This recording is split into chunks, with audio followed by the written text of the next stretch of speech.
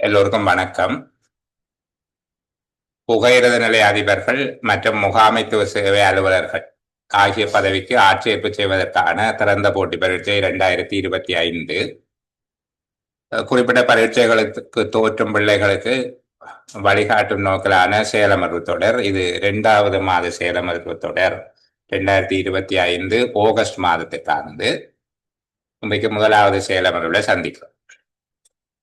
கடந்த மாத செயலமர்வு வாரத்தில் 2 நாட்கள் என்கிற அடிப்படையில் ஒவ்வொரு நாளும் 2 மணித்தியாலங்கள் என்கிற விதமாக நேர அட்டவணை திட்டமிடப்பட்டிருந்தது.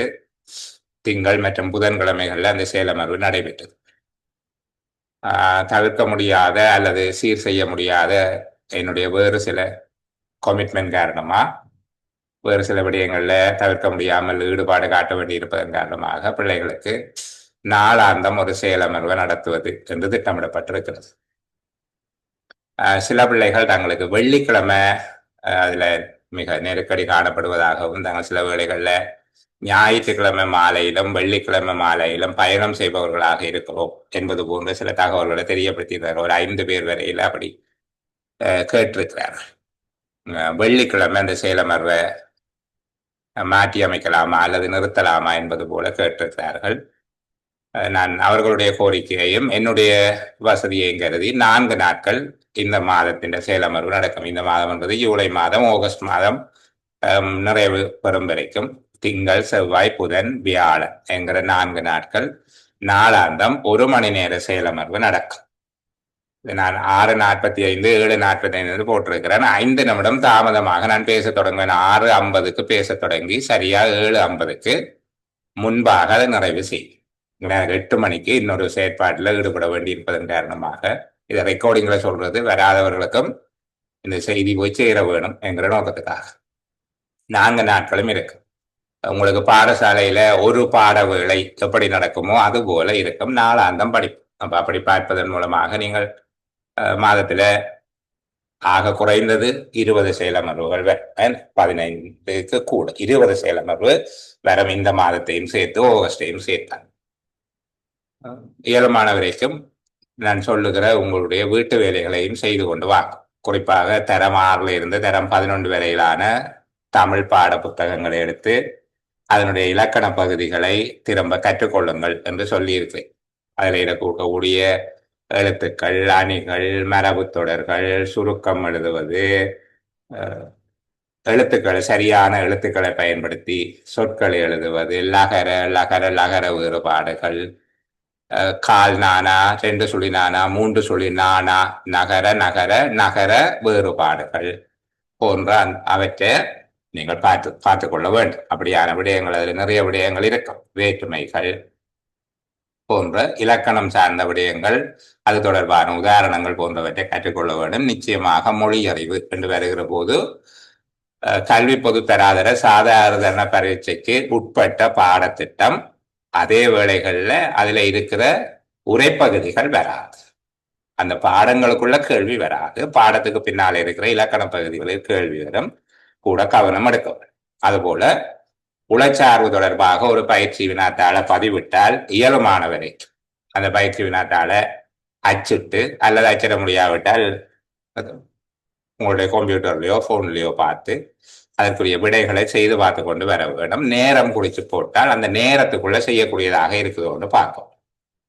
நுண்ணறிவில் இருக்கிற முக்கியமான விடயம் நேரம் தான். நேரம் அதிகமாக வழங்கினால் எல்லாருமே உளச்சார்பு அல்லது நுண்ணறிவு என்று சொல்லப்படுகிற ஐக்கிய வினாத்தாளுக்கு 100 புள்ளிகள் எடுப்பார். அந்த நேரத்துக்குள்ள செய்ய முடியுமா என்பதுதான் பிரச்சனை. அந்த நேரத்துக்குள்ள உங்களால வினாத்தாளை செய்ய முடியாவிட்டால் நீங்கள் உதவி தேவைப்படும் நிலையில் இருக்கிறீர்கள். அதாவது நீங்கள் இப்ப செய்து கொண்டிருக்கிற முறையில ஒரு தவறு இருக்கு. இந்த முறையை வேற விதமாக மாற்ற வேண்டி இருக்குது. வேற மாதிரியாக தான் இதை செய்ய வேண்டி இருக்குது என்று நீங்க விளங்கிக் கொள்ள வேண்டும். அதற்கு இன்னொருவருடைய துணையோடு, ஒரு ஆசிரியருடைய துணையோடு அல்லது ஒரு ஃபெசிலிட்டேட்டர், ஒரு வளவாளருடைய துணையோடு தான் நீங்கள் அதை செய்யக்கூடியதாக இருக்கும். அதுக்காக தான் செயலமர்வுக்கு வாரம். செயலமர்விலே ஆசிரியர் சொல்லி தருகிற அந்த கேள்வியும் அதுக்குரிய விடைகளும் மட்டும்தான் பரீட்சையில வரும். இந்த செஷனுக்கு வந்துட்டு போயிட்டா சரி நான் பாஸ் தான் நினைச்சு கொண்டு யாரும் வர தேவை. அதுல தெளிவா இருக்கும். புதுசா நிறைய பேர் இருக்கிறபடியால தான் இந்த விடயத்தை பேசுகிறது. சரிதானே?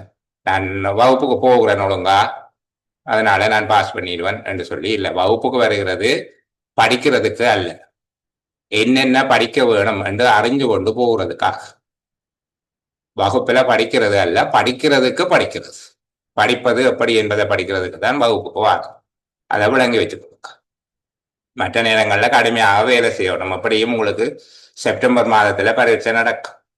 செப்டம்பர் மாத இறுதியில உங்களுடைய பரீட்சையை நீங்கள் எதிர்பார்க்கலாம். அப்போ ஆகஸ்ட் மாதம் தான் உங்களுக்கு முழுசா இருக்கு. இந்த மாதத்துல ஒரு வாரம் தான் இருக்கு. இந்த மாதத்துல ஒரு வாரம், ஆகஸ்ட் மாதத்துல முழுமையாக ஆகஸ்ட் மாதம் இருக்கு. செப்டம்பர் மாதத்துல ஒரு 2 வாரத்தை நீங்க எதிர்பார்க்கலாம். இதுக்குள்ளே எத்தனை நாள் படிக்கிறீங்கள் என்கிறத வச்சு கொண்டுதான் நீங்கள் அடுத்த கட்டத்துக்கு போக போறீங்களா அல்லது இப்படி இருக்க போறீங்களாங்கிறத முடிவு பண்ணலாம்.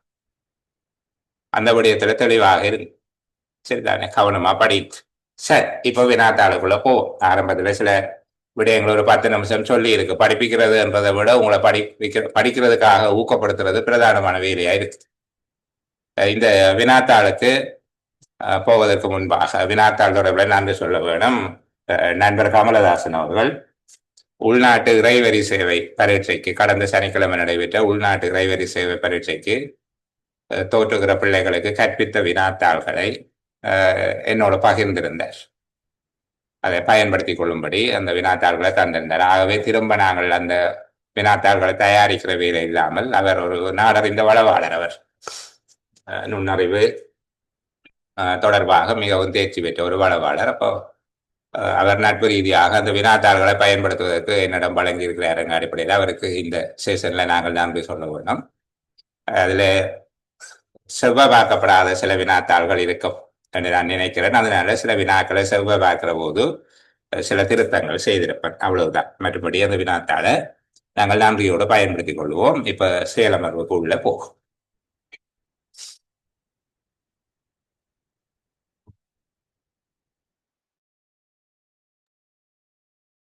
முதல் 5 வினாக்களையும் பார்ப்போம். 1 தொடக்கம் 5 வரையான ஒவ்வொரு வினாவின் கீழேயும் 5 சொற்கள் தரப்பட்டுள்ளன. இதுல 5 சொற்கள் தரப்பட்டுள்ளன என்று சொல்லப்பட்டிருந்தாலும் உண்மையில 4 சொற்கள் தான் தரப்பட்டுள்ளது. அவற்றுள் ஒரு சொல்லானது ஏனையவற்றில் இருந்து குறித்த ஒரு பண்புக்கேற்ப வேறுபட்டது.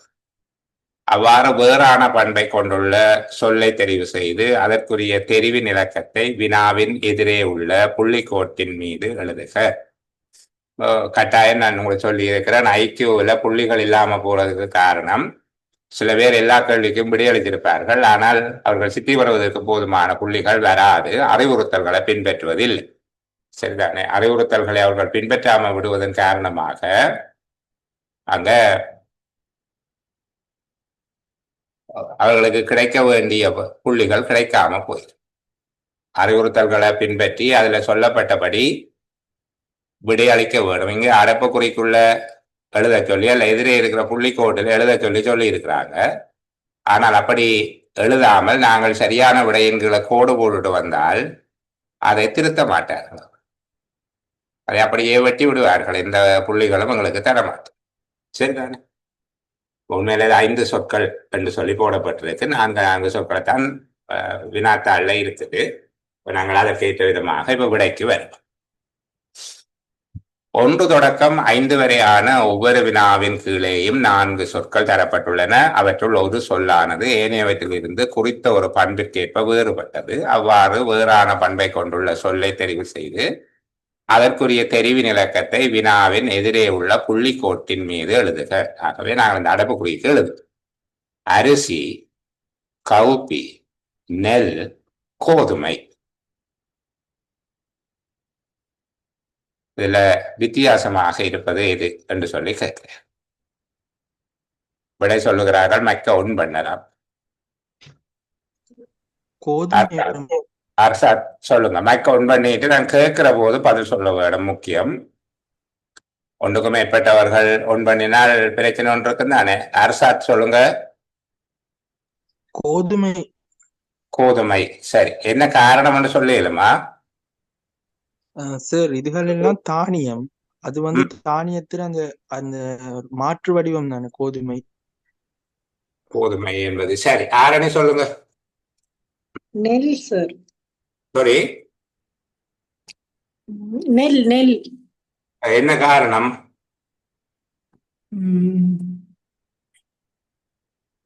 நெல் வந்து பயிரிட பயன்படுறது, மற்றெல்லாம் சாப்பிடலாம். அரிசி நாங்க நேரடியா பயன்படுத்தலாம், ம், ம். கவுப்பியை நேரடியா பயன்படுத்தலாம். சபிதா, ஓம் சார். அரிசி அரிசி காரணம் சொல்லிடுமா? மற்றதெல்லாம் சார் உள்ளீடாக இருக்குது. அரிசி என்பது வெளியீடு தானே சார்? சரி, பார்ப்போம். என்ன இதுக்கு சரியான விடையாக நாங்கள் அரிசி என்பதை எடுத்துக்கொள்ளலாம். ஏனென்றால் அரிசி என்பது ஒரு தானியத்தின் உள்ளீடு. அது நெல்லிலிருந்து வருவது மட்டும் அரிசி அல்ல. கோதுமை என்பது ஒரு தானிய வகை, நெல் என்பது ஒரு தானிய வகை, கவுப்பி என்பது ஒரு தானிய வகை. சரிதானே? அரிசி என்பது தானியங்களை உடைத்து பெறப்படுகிற உள்ளீடு. உதாரணத்துக்கு கோதுமை அரிசி இருக்குது, கோதுமையிலிருந்து பெறப்படுகிறது கோதுமை அரிசி. சரிதானே? வார்கோதுமை அரிசி, பார்லி அரிசி என்று சொல்லுவார்கள். ஊர்ல வாளி அரிசி என்று சொல்றது. சில நோய்களுக்கு அவித்து அந்த தண்ணியை குடிக்க சொல்லி சொல்ற வாளி அரிசி அவிச்சு குடிக்க. பார்லி அரிசி, பார்லி என்பது வார்கோதுமை. அதுபோல வரகு என்பதில் இருந்து அரிசி எடுக்கலாம், வரகு அரிசி. அரிசி என்பது ஒரு குறித்த ஒரு தானியத்தை குறிப்பது அல்ல. அந்த தானியத்தை நாங்கள் சீராக்கம் செய்து அதை உடைத்து பெறப்படுவது அரிசி. கவுப்பி, நெல், கோதுமை என்பது குறித்த ஒரு வகை தானியத்தை குறிப்பதாக இருக்கும். சரி, ரெண்டாவதுல பெரிய நெருக்கடியே இல்லை. அது ஏன் அப்படி போட்டார்கள் என்று தெரியல. நான் நினைக்கிறேன் அது அடுத்த கேள்விக்கு இருக்க வேண்டிய விட தவறுதலாக வந்து தொகுதியில குளம், தடாகம், புற்றுநோய், வாவி என்று தரப்பட்டிருக்குது. அது நிச்சயமாக எங்களுக்கு தெரியும். மற்றது மூன்றும் நீரோடு சம்பந்தப்பட்டது. அங்க ஒரு நோய் பற்றி போட்டிருக்கிறபடியால இலகுவாக அந்த கேள்வி இருக்கு. சரி, நீர்வரப்பு நோய், புற்றுநோய், டெங்கு நோய், மலேரியா. இந்த பேப்பர் செட் பண்ண போது ஏதோ ஒரு எழுத்து தவறு இருந்ததால அது நிகழ்ந்திருக்குது. இங்க இருந்த புற்றுநோய் தவறுதலாக அங்கேயும் இருந்துட்டு அது வேற ஏதோ ஒன்று இருந்திருக்க வேணும். என்ன? சரி, அப்ப மூன்றாவது கேள்வி பாருங்க. நீர்வரப்பு நோய், புற்றுநோய், டெங்கு நோய், மலேரியா. சரியான விட சொல்வதற்கு தயாராக இருக்கிறவர்கள் மைக்க ஒன் பண்ணினா கேட்பேன். சரி, யாரன்னு சொல்லுங்க. புற்றுநோய் ஆன்சர் வரும், மூன்றாவது விடை. காரணம் சொல்லிடுமா? நீர்வரப்பு நோய் நாயால வர்றது. டெங்கு நோயும் மலேரியா நோயும் நுளம்பால் வரும். புற்றுநோய் வந்து ஒரு தொற்றா நோய். அது தொற்றா நோய். மூன்றும் உயிரினங்களால பரப்பப்படக்கூடிய தொற்றும் நோய்கள். புற்றுநோய் என்பது தொற்றா நோய். ஆகவே மூன்றாவது விட சரியானது புற்றுநோய் என்கிற விட எழுதலாம். லண்டன், பாரிஸ், புதுடில்லி, சிங்கப்பூர்.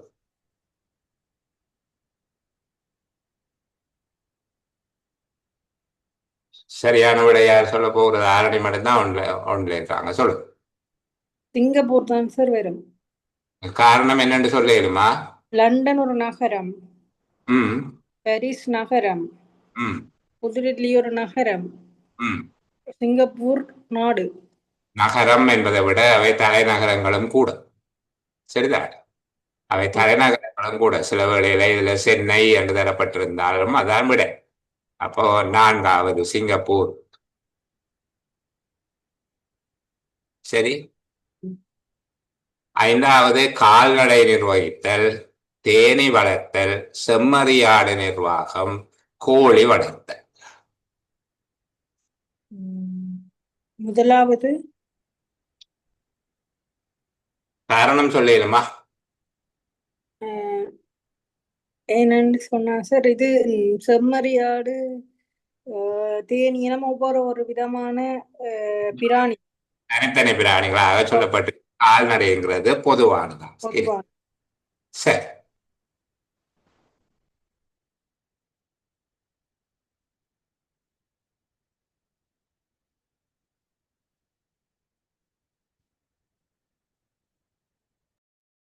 சரி, நாங்கள் 6 தொடக்கம் 10 வரையிலான எண்கோளங்களை அவதானித்து எண்கோளங்களில் கேள்விக்குறி போட்டிருக்கிற இடத்துக்கு பதில் எழுத சொல்லி சொல்லியிருக்காங்க. சரிதான். சரி, பா என்ன நடக்குது என்று சொல்லி.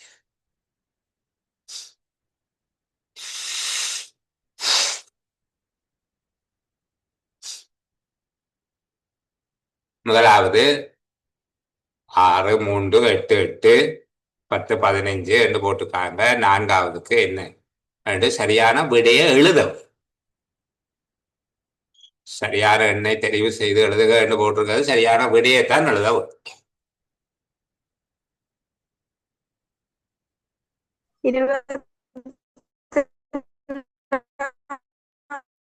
அப்படிதான் கதைக்கிறது விளங்க இல்லை எங்களுக்கு. சாரி, கொஞ்சம் கவனிங்க. நீங்க கதைக்கிறது அப்படித்தான் கேட்குது. நக்கிளியர் இல்லை, நல்ல சிக்னல் விட்டுது. வேற யாராவது ஒரு பிள்ளை சொல்லுங்க பாப்பா. 24 சார். 24? சரி, ஏன்னு சொல்லுங்க.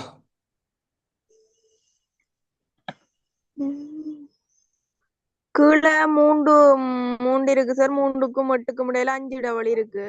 5 அங்கால 7 கூடுது 15. அதனால 9 கூடலாம். 9 கூடி 24 வரும். 5 கூடி 7 கூடி இருக்கிறபடி 9 கூடி இருக்கிறதுக்கு வாய்ப்பு இருக்குது. 15, 9, 24 நினைக்கிறாங்க. மேல ஒரு தொடர்பு இருக்கு. அப்ப மேல இருக்கிற விடயங்களை போட்டிருக்கிறாங்க. 5 வருமா சார்? எத்தனை? 5 என்ன காரணம்னு சொல்லுங்க சார். 6 3ஆல பெருக்குனா 18. 18 3ஆல பிரிச்சா 6 வரும். 18 3ஆல பெருக்கி போட்டு பிரிச்சா அதே விட தானே அதே இலக்கத்தால பெருக்கினால் 6ஐயும் 3ஐயும் பெருக்கி 18 திருப்பி 3ஆல பிரிச்சா 6 வரும், அல்லது 6ஆல பிரிச்சா 3 வரும். அதே பெருக்கின விட தானே வரும்.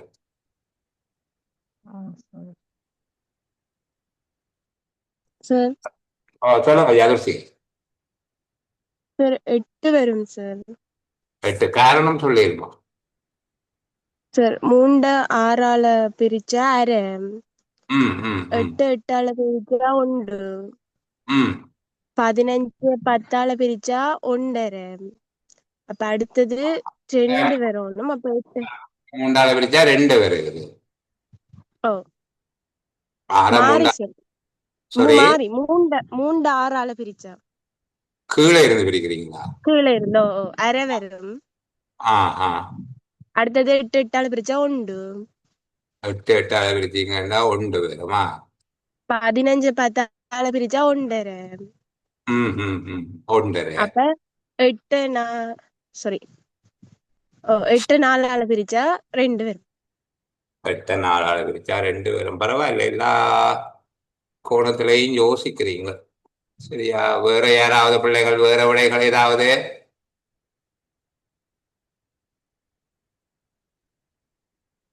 பெனினா சொல்லுங்க. சார் 24 தான் சார் வரும். 24 தான் வரும். ஏன்? 3க்கும் 8க்கும் சார் 5 டிஃபரெண்ட் இருக்கு. 5ஓட 1 கூடனா மேல 6 வருது. அதே மாதிரி 8க்கும் 15க்கும் 7 நம்பர் வித்தியாசம். 7ஓட 1 கூடனா 8. அதனால 15ஓட 2 கூட்டினா 9. சாரி, 15ஓட 9 கூட்டினா 24 சார். அப்ப அந்த 9ஓட 1 கூட்டினா மேல 10 வருது. அப்ப அதுல 24 தான் சார் வரும். சரி, 24 தான் வரலாம் என்று சொல்லி பெரும்பாலான ஆட்களுக்கு 24 விட வந்திருக்கு, 8 வந்திருக்குது. சரிப்பா, என்ன சரியா? முதலாவது வட்டம் மேலையும் கீழையும் இருக்கிறத கூட்டுங்க. கூட்டுத்தொகை எவ்வளவு வருது சார்? இப்படி வராதா? முதலாவது வட்டத்துக்குள்ள 6ம் 3ம் 9.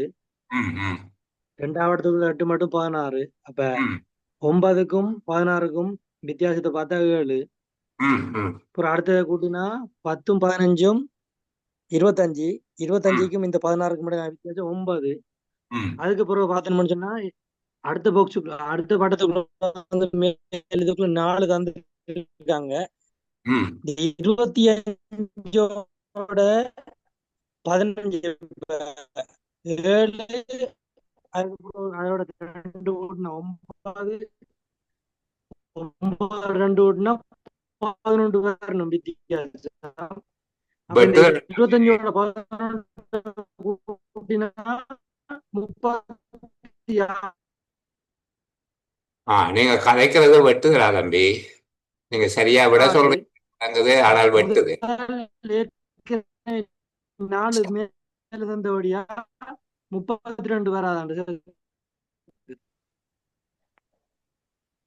அவர் சொல்லுகிற விட இதுதான் என்று நினைச்சு கொண்டு நான் எழுதுகிறேன். எப்படின்னால் இங்க 9 3 வர்க்கம், 16 4 வர்க்கம், 25 5 வர்க்கம், 36 6 வர்க்கம். ஆகவே அந்த மேலே இருக்கிறத விட ஏதோ ஒரு தொடர்பு ஒன்று இருக்குது. நாங்கள் அந்த தொடர்பு இல்லாமல் தனிய கீழே இருக்கிறத மட்டும் சொல்லிடாது. மற்ற இதுல 2 இடத்துல இருக்கிற தொடர்பை மட்டும் வச்சுக்கொண்டு இந்த 2 இடத்துலயும் இருக்குது, இதுல 5 கூடுது 7 கூடுது என்கிறதால சில வேளையில 2 கூடுனது திருப்பி 4 அதிகரிக்கலாம். அப்ப அது ஒரு சரியான தீர்மானமாக நாங்கள் எடுத்துக்கொள்ள இயலாது என்கிறதால இது பொருத்தமான விடையாக இருக்கும். சரி, அடுத்ததுக்கு போகும் பிள்ளைகள். சரிதானே?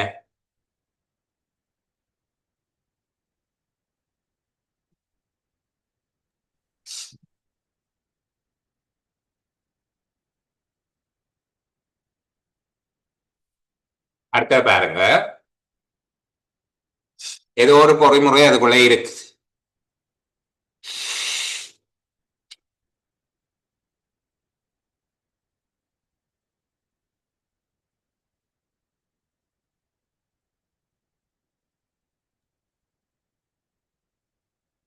சரி, அடுத்தது 7வது கேள்விக்கு விட யார் கண்டுபிடிக்கிறீங்க?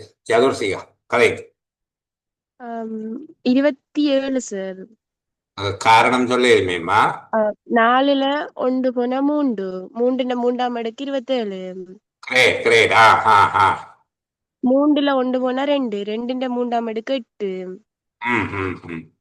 5ல 4 போனா 1, 1ன் 3ஆம் அடுக்கு 1. அதே மாதிரி 6ல 3 போனா 3, 3ன் 3ஆம் அடுக்கு 27. 9 9 3 27. சரிதானே? இப்படி எல்லாம் செய்வதில் ஏதோ ஒரு ஐடியா எங்கள்கிட்ட வந்துடும். அந்த நேரங்கள்ல எக்ஸாம்ல பாக்குற நேரத்துல ஒரு ஐடியா வருமா, இப்படியும் யோசிக்கலாம் இல்ல? மறுபடி 4 ஒன்றையும் கூட்டி 5 அப்படியும் வரலாம். சில வேளையில மேல 25, அதுக்கு மேல 16, அதுக்கு மேல 81 அப்படி வந்திருந்தா எங்களுக்கு தெரியும். அதை கூட்டி இப்படியும் பார்க்கலாம் பிள்ளைகள். என்ன இப்ப 4 ஒன்றையும் கூட்டி 5 அது 25, 3 ஒன்றையும் கூட்டி 4 மேல 16, 5 4 கூட்டி 9 மேல 81, 6 3 கூட்டி 9 அதுக்கும் 81 அப்படியும் பார்க்கலாம். அல்லது சில வேளை 4 1 போனா 3 பாருங்க, 3ன் வர்க்கம் 9 எழுதையில 3ன் கனம் போட்டிருக்கேன். அதே போல 3ல் 1 போனா 2, 2னுடைய வர்க்கம் அல்ல கனம், 2 தர 2 தர 2, 5ல் 4 போனா 1, அதை 3 தரம் பெருக்கினா 1. இங்க 6ல் 3 போனா 3, இந்த இடத்துல 6ல் 3 போனா 3, 3னுடைய கனம் 27 என்பதாக இருக்கு. அழகான விடை. நீங்க சிரமப்படுவீங்கன்னு யோசிச்சது முதலாவது கேள்வி இதை விட இலகுவானது, ஆனால் அது கொஞ்சம் சிரமம், உங்களுக்கு நேரம் எடுத்தது. இப்போ வேகமா ஓட தொடங்கிட்டீங்க. சரி, அடுத்ததுக்கு வரும். 63 வரும். காரணம் சொல்லுங்க சார். 6 2 12, அது வளம் மாறி 21 போட்டிருக்கு. 5 15, வளம் மாறி 51 போட்டிருக்கு. சரி சரி, கிரேட். 3 24 42 போட்டிருக்கு. அப்ப 6 36 63 63 என்று சொல்லி போட வேண்டும். சரிதானே? நாங்கள் அதை 63 என்று போட வேண்டும். பாருங்க எப்படி எல்லாம் யோசிக்கிறாங்க என்று சொல்லி. என்ன நல்ல பேப்பர். நாங்கள் முதலாவது பேப்பர்ல கொஞ்சம் முதலாவது கேள்வியில ஒரு சின்ன தவறு இருந்தது. மறுபடி கிரேட். பாப்போம்.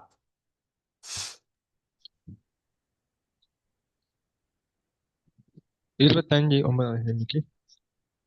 சாரி, 25 மௌஜித். ஓகே, மௌஜித் சொல்லுங்க. மௌஜூத் என்ன மௌஜூத் சொல்லுங்க, எப்படியா வருது? 4ல இருந்து 1 போனா 3, இந்த 5ல இருந்து 4, ரெண்டின வர்க்கங்களின் கூட்டுத்தொகை 25. எங்க பிள்ளை முன்னுக்கு சொல்லுங்க, முதலாவதுல விளங்கப்படுத்துங்க எனக்கு. 6ல இருந்து 2 போனா 4, 6ல இருந்து போனா 4. 5ல இருந்து 3 போனா 2, ம் இந்த 2 எண்களின் வர்க்கங்களின் கூட்டுத்தொகை 36. 4ம் அதாவது 4 2 6, 6 வர்க்கம் 36. இதையும் கழிச்சு போட்டு கீழே இருக்கிறப்போ பேருந்து கூட்டி போட்டு 36. இப்படி இங்க வருதா? ஓம் 4 ஆ, 1 ம், ம். 5 வர்க்கம் 25. 25. இங்க 5ல 2 போனால் 3 ம் 3, 2 கூட்டுத்தொகையின் வர்க்கம் 36. 36. 4ல 1 போனா 3, 4, 1 போனா 4. இப்ப என்ன செய்யணும்? 2 இந்த கூட்டுத்தொகையின் வர்க்கம் 7 7 49. 49. 7 7 49. சரிதானே? இதை விட வேற ஏதாவது இலகுவான வழிகள் அரும்பிள்ளைகள் கண்டுபிடிச்ச மாதிரி இருக்கா?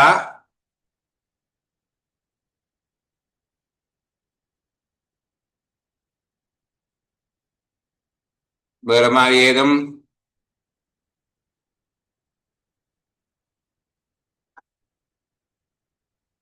சரி, அப்படி ஒன்னையும் காண இல்லையேன.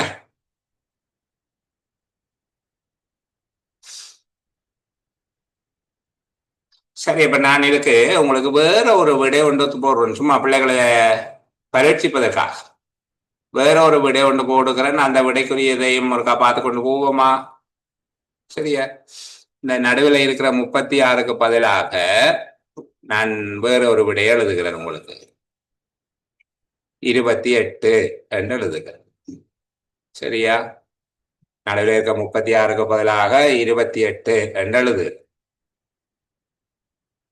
இதுக்கு 25க்கு பதிலாக 16 என்று எழுதுகிறேன். இதுல 36க்கு பதிலாக 41 என்று எழுதுகிறேன். இப்ப சொல்லுங்க.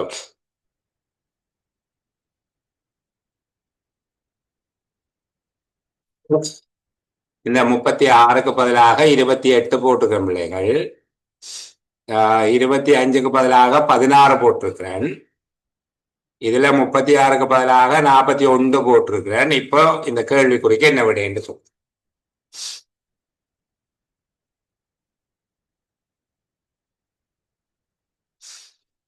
உங்க ஒருவரையும் காணும். சுஜான் ஆறு சுஜான் ஆறு சொல். தர 3. விடையில விட வந்து சார் 9 சார். 9. எப்படி கண்டுபிடிச்சீங்க? 6 தர 3 18 சார். 5 தர 2 10 28 முதலாவதுக்கு. பெருக்கி இப்படியும் பெருக்கி கூட்டி இருக்கு என்ன? ஆமா. இப்படியும் பெருக்கி இப்படியும் பெருக்கி கூட்டி இருக்கு. இப்படியும் பெருக்கி இப்படியும் பெருக்கி கூட்டி இருக்கு. சரியா? ஆகவே இப்படி பெருக்கினா 1 5, இப்படி பெருக்கினா 4 4. ஆகவே எவ்வளவு வரும்? 9 என்று சொல்லி வரும்.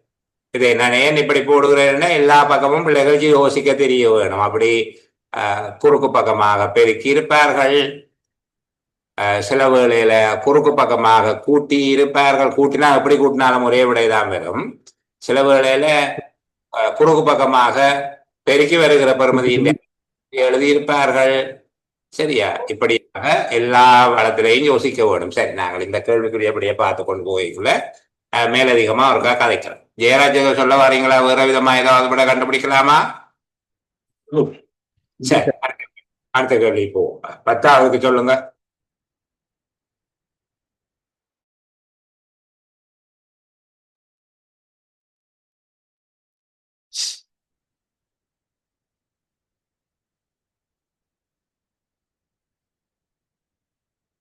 என்ன நடந்திருக்குன்னு பாப்போம்.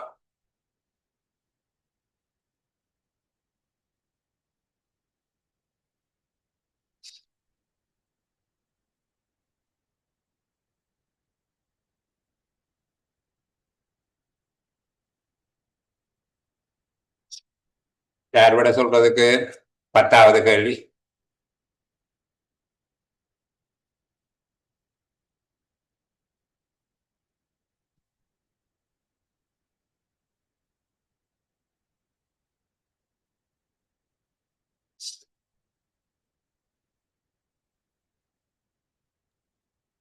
சார் சார் சொல்லுங்க. இந்த 4 இலக்கத்தையும் கூட்டி சார் 4ஆல பிரிச்சிருக்கு. 4 இலக்கத்தையும் கூட்டி 4ஆல பிரிச்சுக்கிறாங்களா? கூட்டி பார்ப்போமா? 4 12 3 15 9 24. 8 4 12 3 15 9 24. 4ஆல பிரிச்சிருக்கிறாங்களா? 6 வருது. இன்னும் ஒன்றை செக் பண்ணி பார்ப்போம். 6 10 16 வாரம் 22 18 40. 4ஆல பிரிச்சுக்கிறாங்க 10. அப்போ சரியாத்தான் இருக்கும் போல. 12 மாதம் 18 10 28 4ஆல பிரிச்சிருக்காங்க 7. ஆகவே அந்த வெளி இலக்கத்தின் கூட்டுத்தொகையின் 1/4 பங்கு 4ஆ பிரிச்சு உள்ளுக்கு எழுதியிருக்கிறாங்க. 5 4 9 3 12 4 16. ஆகவே விடையாக நாங்கள் 4 என்பதை எழுதலாம். சரியா பிள்ளைகள்?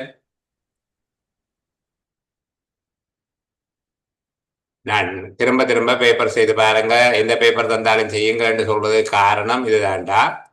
நீங்கள் இப்படி செய்து கொண்டு வந்தால் அந்த நேரம் அங்க யோசிக்கிறதுக்கு இது முன்னுக்கே உங்களை கூட்டிக் கொண்டு போகும்.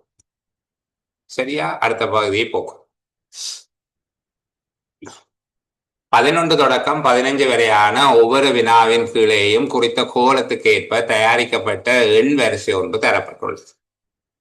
11 தொடக்கம் 15 வரையான ஒவ்வொரு வினாவின் கீழேயும் குறித்த கோலத்துக்கு ஏற்ப தயாரிக்கப்பட்ட எண் வரிசை ஒன்று தரப்பட்டுள்ளது. அந்த கோலத்துக்கு ஏற்ப வினாக்குறி என்ற குறியீட்டுடன் கூடிய இடத்திற்கு விடக்கூடிய பொருத்தமான எண்ணை தெரிவு செய்து அதற்குரிய இலக்கத்தை வினாவின் எதிரே உள்ள புள்ளிக்கோட்டில் எழுதுக. இங்கு எண், எழுத்து, இலக்கம் போன்றவை எல்லாம் இருக்கும். நீங்கள் அதை பற்றி அங்க எண் என்று தானே தந்திருக்குது. அப்ப எழுத்து என்ன செய்யறது என்று யோசிக்க தேவையில்லை.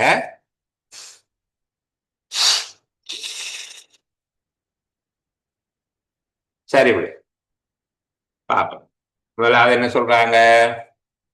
2B 3C 6E 11H என்று போட்டுக்கலாம். அடுத்தது என்ன வரப்போகுது என்று சொல்லி பார்ப்போம்.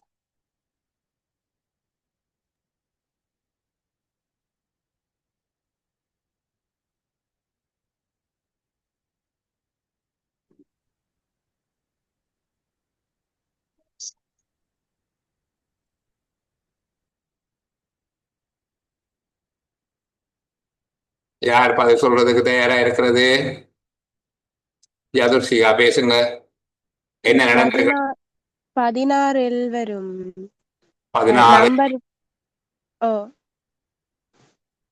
காரணம் சொல்லுவீங்களா?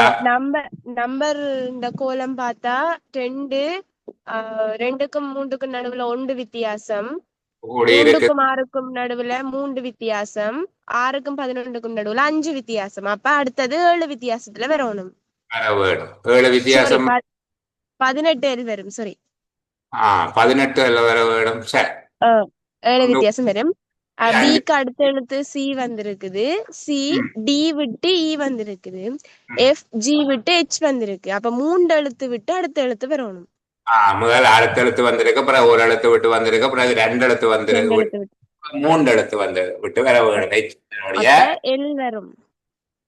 அப்ப எச் என்னுடைய GH, அதாவது IAK என்கிற 3 எழுத்தை விட்டு எல் வருவதாக இருக்கும். ஆகவே 18 என்கிறது சரியான விடையா இருக்கு.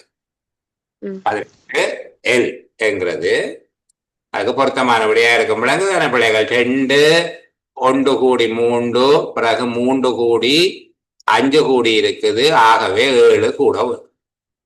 சரிதானே? இங்க 1 கூடி இருக்குது, பிறகு 2 கூடி இருக்குது, பிறகு 3 கூடி இருக்குது. ஆகவே 4 கூட வரும். சரியா? அப்ப இந்த அடிப்படையில தான் நாங்கள் அதுக்குரிய விடையை கண்டுபிடிச்சு எழுது. சரி, அடுத்த கேள்வி. ஒரு சின்ன சந்தேகம் இருக்குது. இந்த எழுத்துக்கள் ஏதேனும் தவறு இருக்காண்டு இருந்தாலும் செக் பண்ணி பார்ப்போம். அது சரியா வருகுதா என்று சொல்லி பார்ப்போமே. 4 எழுத்துக்கள் தந்திருக்குது. ஒன்று IA10 அல்லது 1A10 என்று எடுக்க வேணுமா என்கிற ஒரு சந்தேகம் இருக்கு. பார்ப்போம். IA10 1A10 2E13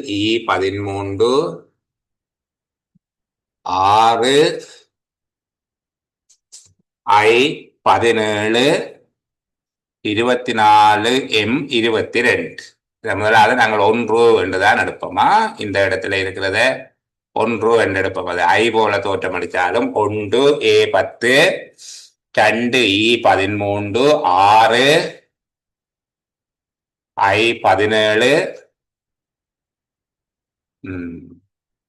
அடுத்தது 24M22. முதலாவதா என்ன நடந்திருக்குது?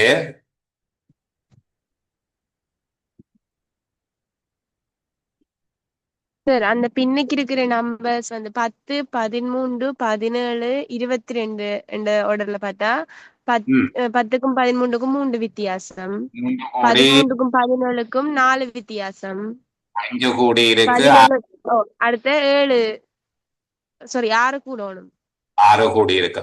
அப்ப 28 எல்லாத்துக்கும் 28 தான் வருது. அப்ப அதை பார்க்க தேவையில்லை. நாங்க அதை வச்சு பார்க்கலாம். அது என்னடா 3 கூடி 4 கூடி இருக்குது, 5 கூடி இருக்குது, 6 கூடி இருக்கு. சில வேளையில ஒரே ஒரு விட மட்டும் 28 வருவதாக இருந்தால் அடுத்ததை செக் பண்ண தேவையில்லை, அப்படியே போற்ற வேண்டும். அப்படி அல்லது 2வது செக்கிங்கோட விட காணக்கூடியதாக இருக்கும்.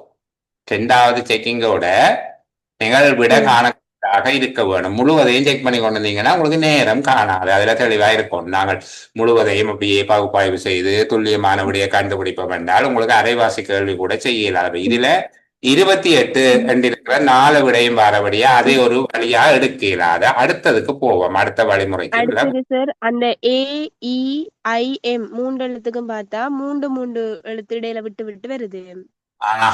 இ அடுத்த பிறகு FGH போய் IAKL விட்டு M, அப்ப NOP விட்டு Q வருது. அந்த அளவோட அதுக்கும் பிரச்சனை 2 விட வருது. அடுத்தது வந்து 1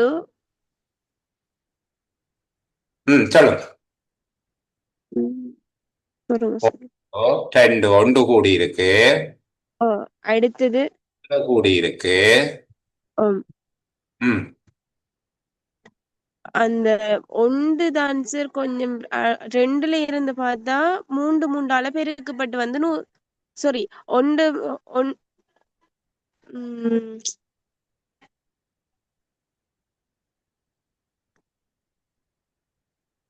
சொல்லுங்க. அந்த 1 விட்டு பார்க்க சார் 3 6 வருது, 6 4 24 வருது, 24 5 120 வருது. அந்த 1க்கும் 2க்கும் தான் என்னன்னு பாக்குறேன்னு தெரியுது.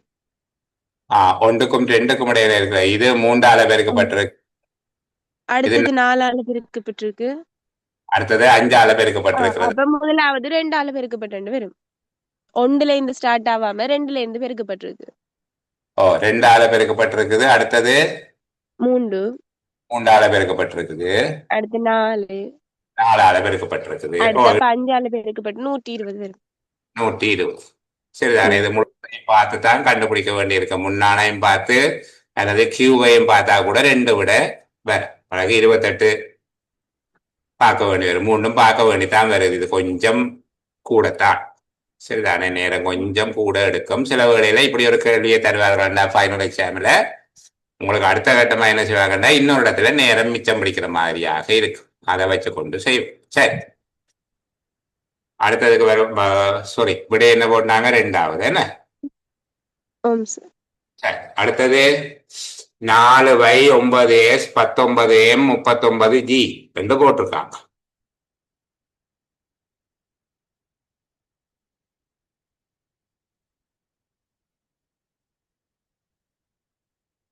பின்னுக்கு இருந்து பாருங்கோ ஏதாவது இருக்குதாண்டு.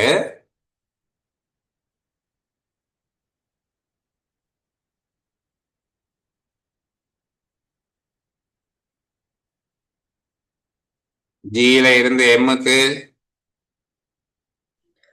ஏ வரும் சார். ஜியில இருந்து எம்முக்கு என்ன தொடர்பு? 5 டபுள் இருக்கு சார். 5 டவளி வருதா?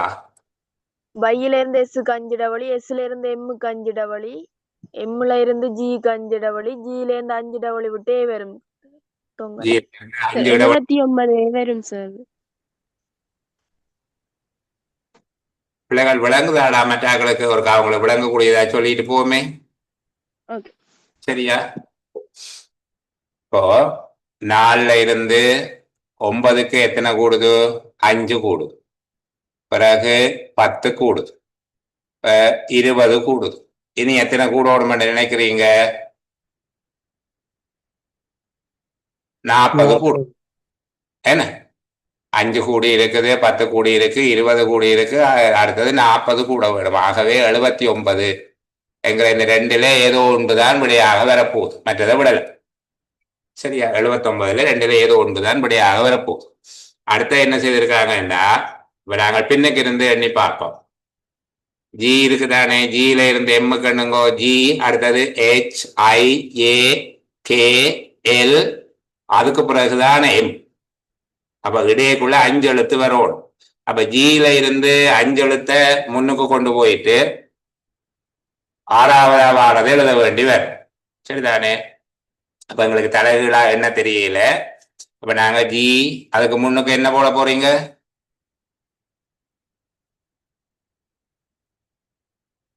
H தானே?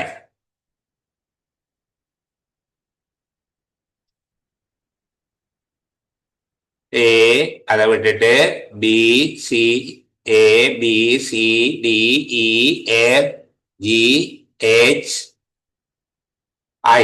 இடையக்குள்ள எத்தனை எழுத்து வர வேணும் பிள்ளைகள்?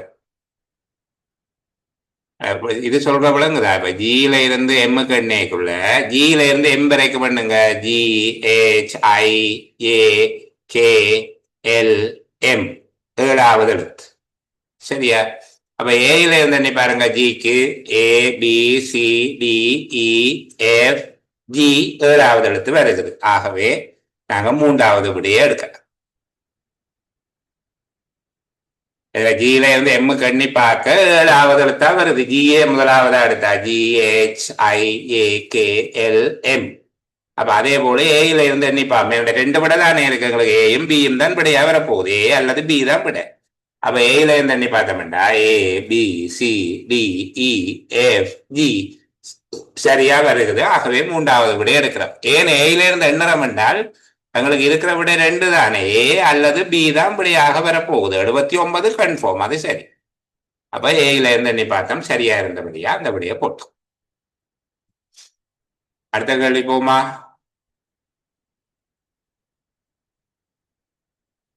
கவனிங்க, எல்லாரும் விட சொல்றதுக்கு முயற்சி செய்ய வேணும். ஒரு உற்சாகம் உண்டு வர வேணும்னா ஒரே ஆள் சொல்லி கொண்டு மற்றாக்கள் கேட்டுக்கொண்டு கூடாது. நானும் கட்டிக்காரர் நிரூபிக்க வரும். சரிப்பா, இங்க என்ன நடந்திருக்கு? ஏதாவது ஒரு தொடர்புக்குள்ளால விடைக்கு போறதுக்கு முயற்சி செய்யறது நல்லது பிள்ளைகளா.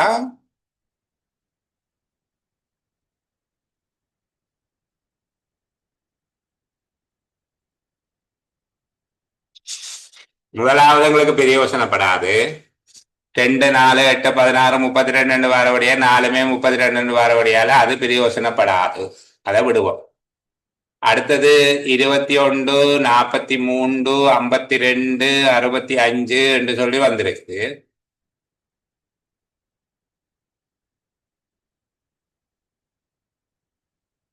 அது எப்படி வந்திருக்குது?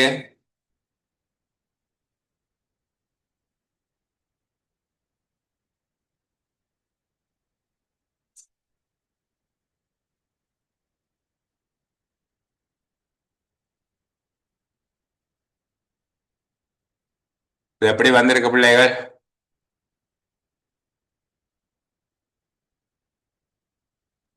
இதுக்கு முதலாவது விடை வரும் நினைக்கிறேன். முதலாவது விட வரும். எப்படி வருதுன்னு நினைக்கிறீங்க? சார் 32 பொதுவா இருக்குது. அதுக்கு ABCDன்னு வருது. ம், எப்படி ம், இதுல இருக்கிற 2ஆவதும் இதுல இருக்கிற 5ஆவதும் வருது. ம், ம், ம். அது மாதிரி இதுல இருக்கிற 6ஆவது 3ஆவதும் பெரும் நினைச்சுதான் முதலாவது கூட சரியா இருக்கும்னு நினைச்சேன். சரி 32 என்று வருகிறது சரி சரிதானே. அடுத்தது எப்படி போட்டிருக்காங்க பாருங்க. ஏ அடுத்தது அடுத்த இலக்கம் வரைக்குள்ள ஒரு பிரச்சனை வருது பாருங்க. இதுல ஏபி, இதுக்கு பிறகு சிடி சரிதானே. அப்போ ஏ பி சிடி அடுத்தது ஏபி என்று வந்தது போல பிஇ என்று வந்திருக்குது. அது பின்னால இஎஃப் என்று போட்டிருக்காங்க. அடுத்த என்ன போடுவாங்கன்னு நினைக்கிறீங்க?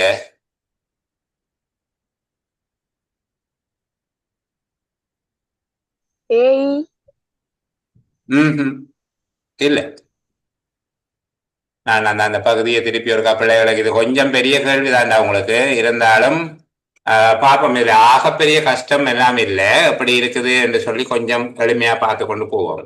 இப்ப இதுல பிரச்சனை இல்லை பிள்ளைகள். முதலாவது இலக்கமாக இருக்கிற 2, 4, 8, 16 என்று வருகிறது. 32 என்று தான் வரும். அதில் எங்களுக்கு பிரச்சனையே இல்லை. 32 பின்னிலக்கம் முன்னிலக்கம் 32 தான் வரவு. அப்ப அதுல நாங்கள் எல்லாத்துக்குமே 32 வாரபடியால அதை ஒரு காரணமாக எடுத்துக்கொள்ள இயலாம் சரிதானே. அது ஒரு காரணமா எடுக்கலாம். அடுத்த பாருங்க.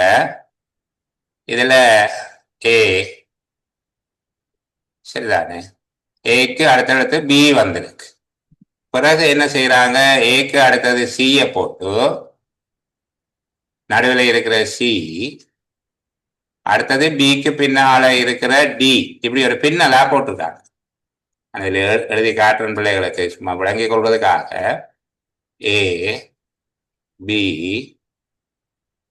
C D E F G H இவ்வளவும் சரி, இப்படியே வச்சுக்கோ.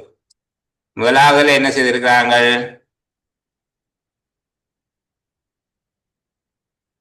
ஏபி ஒரு செட் ஆக்கியிருக்காங்க சரியா. ஏபி ஒரு செட் ஆக்கியிருக்காங்க. ரெண்டாவது சிடி ஒரு செட் ஆக்கியிருக்காங்க. மூன்றாவதுல என்ன செய்யறாங்க? கலரமாக்குவோம் பாருங்க. மூன்றாவதுல என்ன செய்யறாங்க பாருங்க. பிஇ பிஇ ரெண்டு போட்டிருக்காங்க. 2 எழுத்து விட்டு பிஇ. அடுத்தது இஎஃப்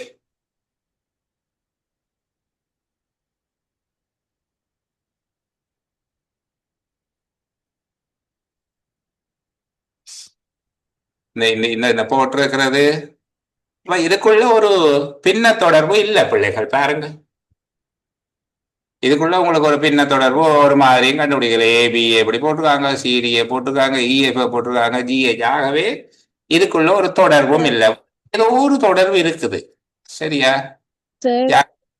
ஓ யார் பதில் சொல்ற பிள்ளைவா? ஒரு நிமிஷம் பா. ஓகே யதுர்சிகா சரி நீங்களே சொல்லுங்க. ஒவ்வொன்றுக்கும் நடுவுல என்னால தொடர்பு கண்டுபிடிக்கலாம் கிடையாது. நான் எனக்கு டப்பன்ட்டு தெரிஞ்சோண்டு சொல்றேன். முன் நம்பர் எல்லாமே 32 தான் வரும்.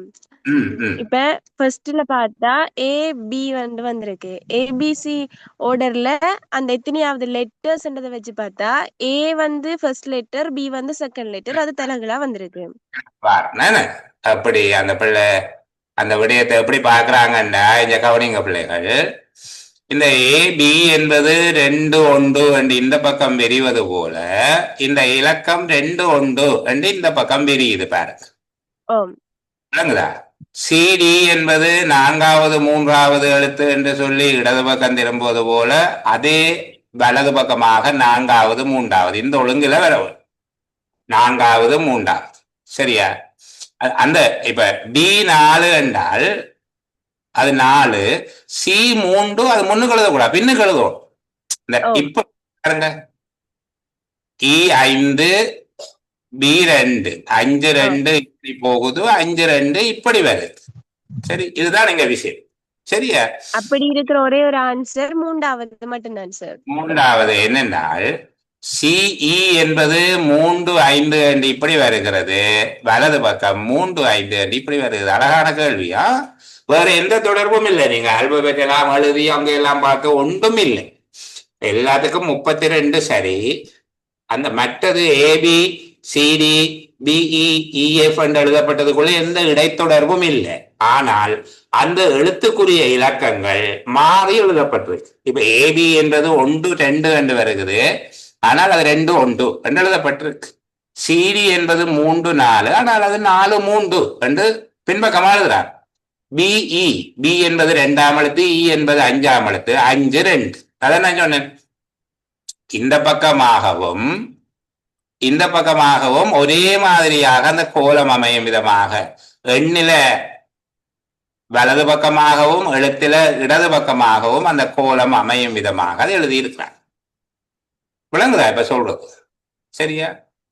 இப்ப நான் விடைகளை சொல்லி தந்துட்டு போகிறது என்னுடைய நோக்கம் இல்லை என்று அடிக்கடி சொல்லுகிறேன். நான் இப்ப பிள்ளைகளுக்கு அதை அந்த பகுதியை சிந்திக்க பண்ணணும். நாங்க ஏதாவது கண்டுபிடிச்சோமா என்று சொல்லி. அழகான விட 3வது. சரி, அடுத்தது அதே மாதிரி அடுத்த கேள்வியை போட்டு பன்னெண்டு எதிர்பார்க்க கூடாது. அதுக்கு வேறு ஏதாவது இருக்கும்.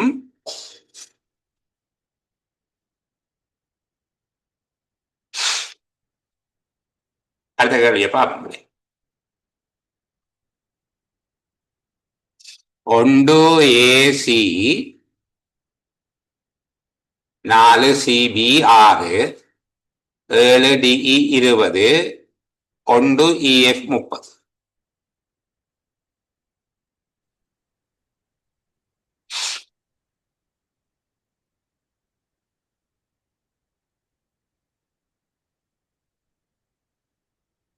சார் சொல்லலாமா? சொல்லுங்க. ஓம் சார், இதுவும் ஆர்டர் நம்பர்ல ஒரு நம்பரை பெருக்கி இருக்கு. ஏ வந்து 1 சி 3 ஒரு 3 பக்கத்துல போட்டிருக்கு. 3வது விட சரியா வரும். எப்படி என்ன சொல்லுங்க? ஏக்கு சார் நம்பர் 1,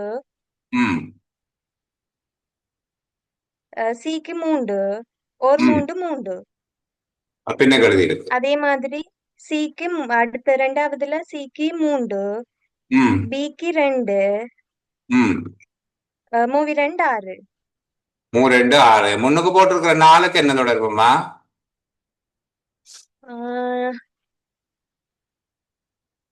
எல்லாமே சார் முன்னுக்கு 13 தான் வந்திருக்கு.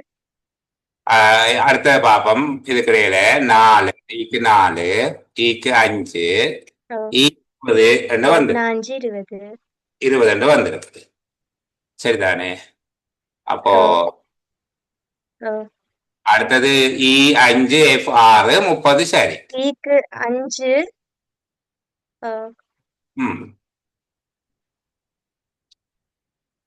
அப்படி பாக்குற நேரத்துல இங்க ஓர் 2 2 பெருக்கம் சரியா தான் வருது. சாரி, ஓர் 3 அது வராது. அடுத்தது சிக்கு 3 வரும். சிக்கு 3 ஒன்றால பெருக்கைக்குள்ள அது வராது. அது இந்த வழியா எடுக்கிறாரு. இது பாக்குற 2 7 சாரி 2 6 12 சரி வராது. B2 E5 ஆகவே 10. என்ன ஏயும் பார்த்தா ஓர் 3. இந்த முன்னுக்கு வருகிற இலக்கத்தை கண்டுபிடிக்க முடியல, எங்களுக்கு அது அவசியம் இல்லை என்கிறதால விடுவோம். அதுக்கு ஏதாவது தொடர்பு இருக்காண்டு கொஞ்சம் நேரத்தை வினைப்படுத்தி பார்ப்போம். அந்த பகுதியில விட சரி நீங்க சொன்ன விடைக்கு பொருத்தம். ஏக்கு 1 சிக்கு 3 பெருக்கினா பின்னுக்கு 3 சிக்கு 3 பிக்கு 2 3 2 6 பெருக்கினால் அதே போல வருகிற போது பிக்கு ஏபி 2 ஈக்கு 5 பெருக்கிற போது 10 வார விட மூன்றாவதாகத்தான் இருக்கு.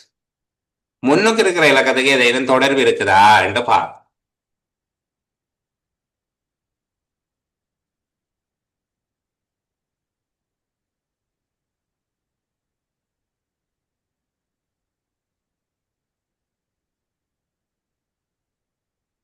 பெருசா ஒரு தொடர்பையும் கண்டுபிடிக்க முடிய இல்லை என்றுதான் நினைக்கிறேன் நான். சரி, அது எப்படி 1 4 7 சில வேளையில அதுக்கு 10 2 போட்டிருந்தா பரவாயில்லை. நான் நினைக்கிறேன் அதுல அப்படி ஏதோ ஒரு தவறு ஒன்று நடந்திருக்குது. பிள்ளைகள் 1ஓட 3 கூட்டி 4, 4ஓட 3 கூட்டி 7, 7ஓட 3 கூட்டி இதுல 10 என்று வந்திருக்க வேணும். வந்தால்தான் அடுத்தது 13 என்று வாரதுக்கு சரியாக இருக்கும். அதுல ஒரு தவறு ஒன்று இருக்கு. மறுபடி இப்ப இருக்கிறதன்படி தொடர்பு இல்லை, சரிதானே?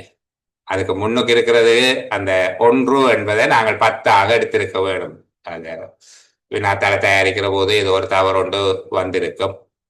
அதுல 10 போட்டா மிகச்சரியா இருக்கும். பாருங்க, 1 3 4 3 7 3 10, அதுக்கு பிறகு 13 என்பதாக இருக்கு. சரியா?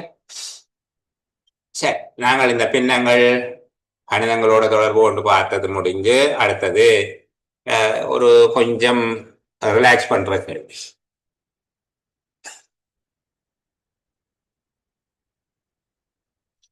பத்தொன்பது வரையில ஒரு விடயம் சொல்லப்பட்டிருக்குது. 20 வரையில் இதுல தகவல்கள் தரப்பட்டிருக்கலாம். தகவல்கள் தரப்பட்டிருக்கிறத வச்சுக்கொண்டு நாங்கள் 5 கேள்விக்கு விடையளிக்க வேண்டும். 16 தொடக்கம் 20 வரையான வினாக்கள் ஒவ்வொன்றுக்கும் உரிய சரியான விடையை பின்வரும் தகவல்களை கொண்டு தெரிவு செய்க. ஒன்றிலிருந்து வேறுபட்ட கொள்ளளவுகளை கொண்ட 5 வகை கணினி நினைவுகோள்கள். கணினி நினைவுகோள்கள்னா அதுக்கு என்ன இங்கிலீஷ் என்ன தெரியாது, நீங்க ஏதோடு நினைச்சு கொள்ளுங்கள, ரம்மன் நினைங்கள. ஒன்றிலிருந்து வேறுபட்ட கொள்ளளவுகளை கொண்ட, ஒன்றிலிருந்து ஒன்று வேறுபட்டதான கொள்ளளவுகளை கொண்ட 5 வகை கணினி நினைவுகோள்கள் ABCD என பெயரிடப்பட்டு அவற்றின் கொள்ளளவுகள் பற்றி பின்வரும் தகவல்கள் தரப்பட்டுள்ளன. அப்போ நாங்கள் முதல் ஒருக்கா பார்க்க வேணும் பிள்ளைகள், எத்தனை வகையான பின்னங்கள் இருக்குது. இப்போ 3ல் 1, 4ல் 1, 5ல் 1 அந்த மாதிரியாக இருந்தால் எல்லாவற்றையும் பிரிக்கக்கூடியதா ஒன்றை போடுறது நல்லது. சரியா? A வகை நினைவுகோளின் கொள்ளளவு B வகை நினைவுகோளின் கொள்ளளவின் 3 மடங்கு ஆகும். எது பெருசு? A B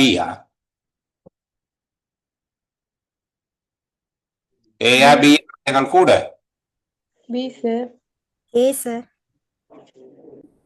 A வகை நினைவுகோளின் கொள்ளளவு B வகை நினைவுகோளின் கொள்ளளவின் 3 மடங்கு ஆகும். எது பெருசு? ஏ சார். A பெருசு. சரி, B வகை நினைவுகோளின் கொள்ளளவு C வகை நினைவுகோளின் கொள்ளளவின் 5 மடங்கு ஆகும். எது பெருசு? பியா சியா பெருசு? B sir. டிய பற்றி சொல்லல, நான் இப்ப கேட்கிறது பியும் சியும். B வகை நினைவுகோளின் கொள்ளளவு C வகை நினைவுகோளின் கொள்ளளவின் 5 மடங்கு ஆகும். பி தான் பெருசு. B தான் பெருசு, 5 மடங்கு ஆகும். C வகை நினைவுகோளின் கொள்ளளவு D வகை நினைவுகோளின் கொள்ளளவின் அரைவாசி.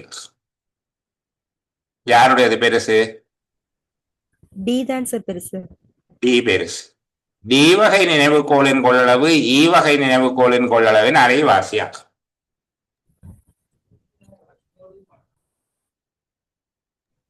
E தான் சார் பெருசு. E பெருசு. அப்ப இப்படி வச்சு கொண்டு பார்க்கல எங்களுக்கு இந்த 3 மடங்கு, சரிதானே? அடுத்தது 5 மடங்கு, அரைவாசி என்று இருக்கு. சி பியினுடைய கொள்ளளவு சியை விட 5 மடங்கு என்று சொல்லப்பட்டிருக்கு. அப்ப சிக்கு தர பெறுமதியை 5ஆல பெருக்கக்கூடியதாக இருக்கணும், அல்லது பிக்கு போடுறது 5ஆல பிரிக்கக்கூடியதாக இருக்க வேணும். அப்படி போட்டோம்னாத்தான் எங்களுக்கு வசதியாக இருக்கு. அப்ப நாங்கள் ஒரு கற்பனையாக இலக்கத்தை போட்டுக்கொள்ளலாம். இப்படி வருகிற நேரத்துல நிறைய யோசிக்க தேவையில்லை. கற்பனையாக எப்பவுமே இந்த 100 200 அப்படின்னு போட்டுக்கொள்வது பெரிய நெருக்கடியை கொடுக்காது. 3 மடங்காகும். பி வகை நினைவுகோளின் கொள்ளளவின் 3 மடங்காக ஏ இருக்கும். சரிதானே? அப்ப ஏ பிக்கு கிடைக்கிறத விட 3ஆல பெருக்கி விட்டோம்டா சரி, பிரிக்க வேண்டி வராது. ஏக்கு போட்டோம்டா பிரிக்க வேண்டி வரும். பிக்கு போட்டோம்டா 3ஆல பெருக்கிறது பிரச்சனை வராது. இப்ப இதுக்கு நாங்க 10 போட்டாலும் 30 போடலாம். ஏக்கு 10 போட்டோம்டா பிக்கு போடல, அது பிறகு 10 பிரிக்கல 3 3 அப்படியெல்லாம் வந்துடும். இப்ப வசதி கருதி நாங்கள் அதை எழுதி கொள்ளலாம். இப்போ பார்ப்போம். நாங்கள் இ என்பதற்கு 100 என்று வச்சுக்கொள்வோம் வசதிக்காக. ஈக்கு எவ்வளவு போட போறோம்? நாங்கள் 100 என்று வைப்போம். ஈக்கு 100. ஈனுடைய நினைவு 100. அப்ப ஈக்கு 100 என்றா டிக்கு எவ்வளவு போடுவீங்க?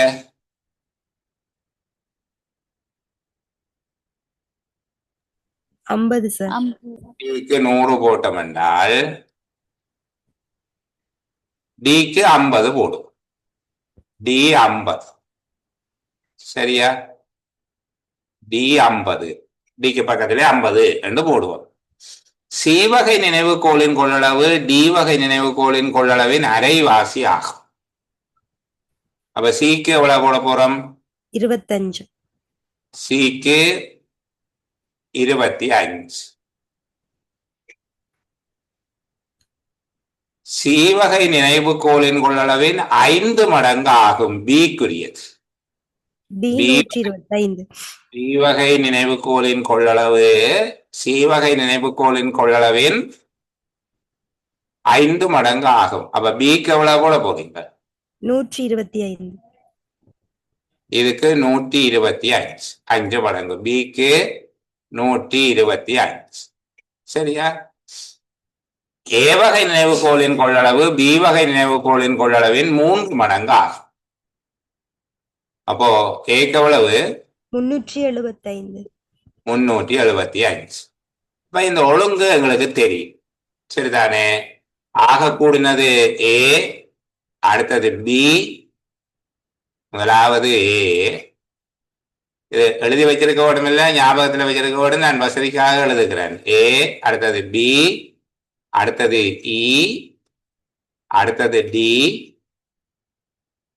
அடுத்தது சி. சி தான் மிக குறைந்தது. ஏபிஇடிசி ஏபிஇடிசி என்று சொல்லி வச்சுக்கோ. சரியா? ஏபிஇடிசி தான் ஒழுங்கு. கொள்ளளவு குறைவாக உள்ள கோளின்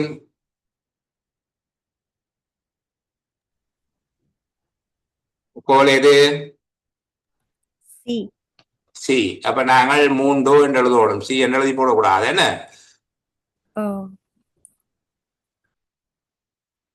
இப்படியான பிழைகளைத்தான் நாங்கள் செய்யறது உண்டு. நாங்கள் சி என்று விடை எழுதி போடுவோம். கவனமா இருக்கும். விடைக்குரிய இலக்கத்தை எழுத சொன்னா அதை பார்க்கணும். கொள்ளளவு கூடியது ஏ 1. ஏ நினைவுகோளின் கொள்ளளவுக்கும் பி வகை நினைவுகோளின் கொள்ளளவுக்கும் இடையே உள்ள விகிதம் யாது? ஏக்கும் பிக்கும் உள்ள விகிதம் என்ன?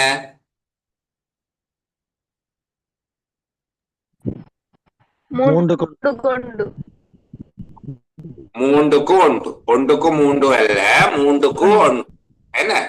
அது மேல சொல்லப்பட்டதன்படி நாங்கள் எழுதி பார்த்ததை வச்சுக்கொண்டு சொல்ல தேவையில்லை. சாதாரணமாகவே சொல்லியிருக்கு அதனுடைய 3 மடங்கு ஆகும் என்று சொல்லி இருக்கு. ஆகவே 3க்கு 1. இந்த நினைவுகோள்களின் கொள்ளளவுகளை ஏறு வரிசையில் ஒழுங்குபடுத்தும் போது, ஏறு வரிசையில் ஒழுங்குபடுத்த வேண்டாம். இன்னைக்கு இருந்து பார்க்கணும். என்ன? CDEBA CDEBA எத்தனையாவது விட?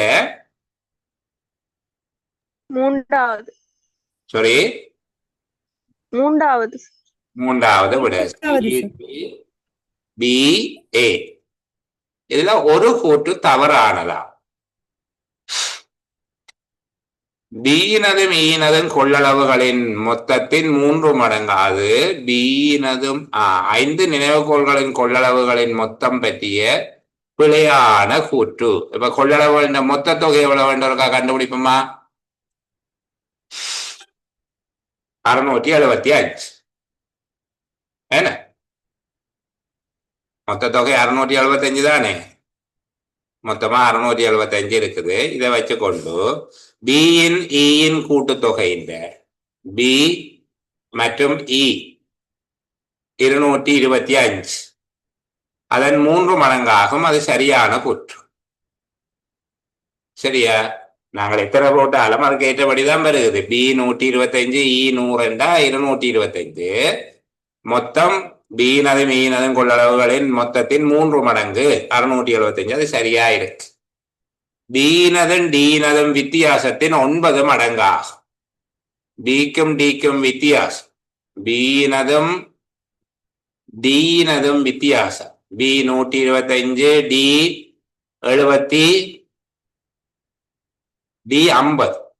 அப்ப 75 9 மடங்கு 675. அதுவும் சரி. சரிதான். பிக்கும் டிக்கும் வித்தியாசம் 75. അതിന്റെ 9 மடங்கு 10 மடங்கு 750. அதுல இருந்து 75 கழிச்சிங்கன்னா 675 சரியா இருக்கு. ஏயின் கொள்ளளவின் 2 மடங்கு ஆகும். 375 என்கிறதிന്റെ 2 மடங்கு 750. அது தவறான விடையாக இருக்கும். 4வது வேண்டா சும்மா பார்க்கலாம். சீனதன் டீனதன் கொள்ளளவின் கூட்டுத்தொகையின் 9 மடங்கு ஆகும். சியையும் டியையும் கூட்டினா 75. அதுகின்ற 9 மடங்கு என்கிறதும் சரியான கூற்று. சரியா? சரி, நிறைவாக இந்த கேள்வியை செய்து கொண்டு நாங்க ஒரு பிரேக் கொண்டு போவோம். சரி, இதுல இந்த கேள்வியில நான் பார்த்த வரையில ஒரு சின்ன மாறுபாடு இருந்ததால் அதை திருத்தி அமைச்சிருந்தேன். நான் அதுல சொல்லப்படுற தகவல்கள்ல ஒரு கருத்து பிழை ஒன்று உங்களுக்கு தோன்றலாம். 21 தொடக்கம் 25 வரையான வினாக்கள் பின்வரும் அட்டவணையினை அடிப்படையாக கொண்டவை.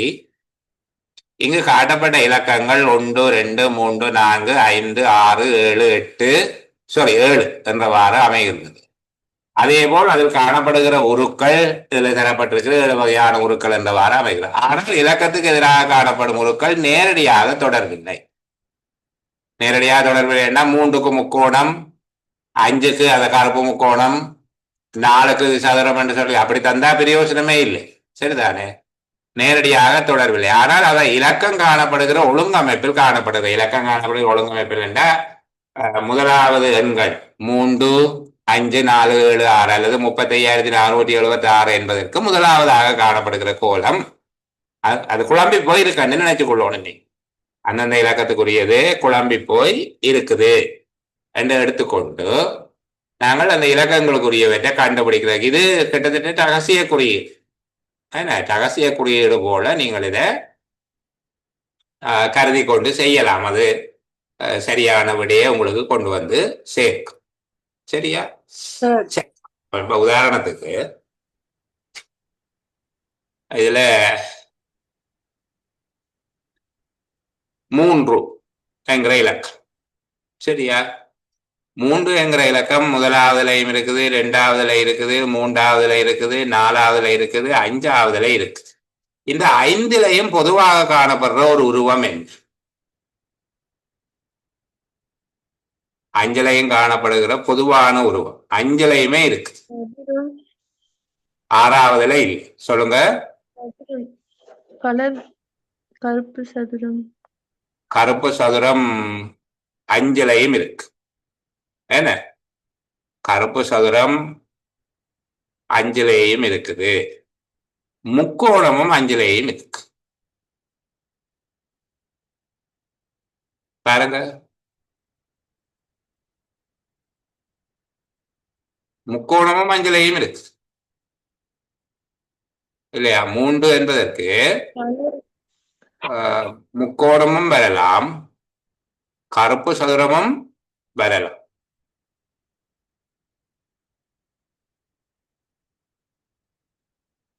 அப்படி இருக்கு. சரியா? அப்ப 3 என்பதற்கு நாங்கள் முக்கோணம் கருப்பு சதுரம் 2ஐயும் எடுக்கக்கூடியதாக இருக்க ஒரு பிரச்சனை இருக்கு. அடுத்தது 5 பார்ப்போம். 5 எங்க எல்லாம் இருக்குது? முதலாவதுல இருக்குது, 2வதுல இருக்குது, 3வதுல இருக்குது, 4வதுல இல்ல, 4வதுல இல்ல, 5வதுல இல்ல, 6வதுல இருக்கு. சரியா?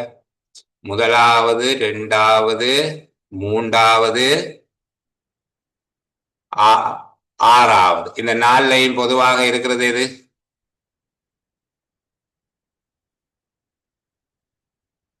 சதுரம். நிலற்றாத சதுரம். என்ன சார் நிலற்றாத சதுரம் இருக்குது. சரி, நாங்கள் அதுக்கு 5 என்று எழுதி பார்ப்போம். இப்போதைக்கு இதுக்கு 5. சரியா? 5 என்று சொல்லி எழுதி பார்ப்போம். பிறகு யோசிப்போம். இந்த சதுரத்துக்கு 5, இந்த சதுரத்துக்கு எழுதி போட்டோம் 5. சரி, 5 கண்டுபிடிச்சாச்சு. 4 அங்க எல்லாம் இருக்குன்னு பாருங்க. 2ஆவதுல இருக்கு, 4ஆவதுல இருக்கு, 6ஆவதுல இருக்கு, 3 இடமும் இருக்கு, 1ஆவதுலயும் இருக்கு, 4 எல்லா இடமும் இருக்குது. 4 இடத்துலயும் இருக்கக்கூடியது. எதை போடலாம்?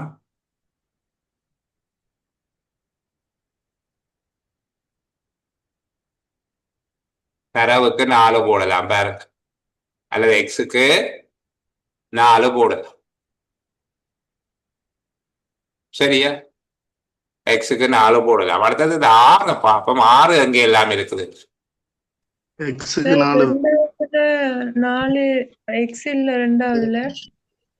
திருப்பி சொல்லுங்க. இல்லப்பா, 2ஆவதுல எக்ஸ் இல்ல சார். 6 வரும். 2ஆவதுல எக்ஸ் இல்லைன்னு. ஓகே. அப்ப நம்மளுக்கு பொருத்தமா எது இருக்குது? எக்ஸுக்கு 6 வரும் சார். ஓ இல்ல, சரி. 4 கண்டுபிடிங்க. இதுல 4க்கு கருப்பு முக்கோணி வருது சார். 4க்கு அந்த தலைகீழ உள்ள முக்கோணி வரும். இதுல 4 இருக்குது, இதுல 4 இல்ல, இதுல 4 இருக்கு. என்ன 4க்கு கருப்பு முக்கோணி வரும். 4க்கு கருப்பு முக்கோணி. என்ன 4 4 4 சரியா இருக்கு. அப்போ கருப்பு முக்கோணி போனால் அடுத்தது இப்ப எது கண்டுபிடிச்சிட்டோம்? 5 கண்டுட்டோம், 4 கண்டுபிடிச்சிட்டோம். 5 சரி, 4 சரி. 3 ஒருக்கா பாப்போமா?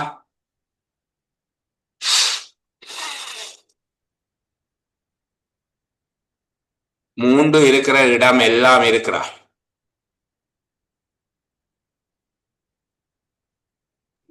கடைசியில மட்டும் 3 இல்ல சார், மத்த இதுல எல்லாம் 3 இருக்கு. 3க்கு முக்கோணி சார், நார்மலா இருக்கும் முக்கோணி.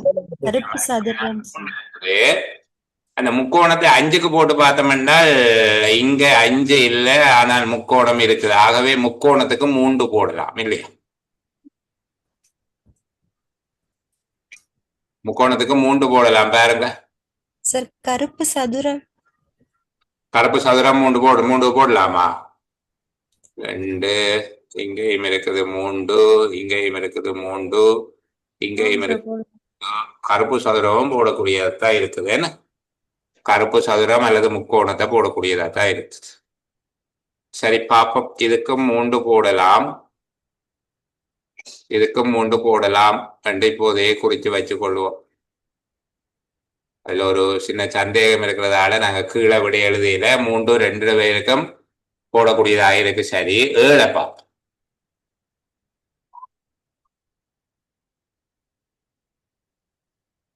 7 இருக்கிற இடம் கடைசியில மட்டும் 7 இல்ல, மத்த 5லயும் 7 இருக்கு. எதுல மட்டும் இல்ல? 6ஆவதுல 7 இல்ல, மத்ததுல 7 இருக்கு. எல்லா இடமும் 7 இருக்குது. 7 இருக்குது.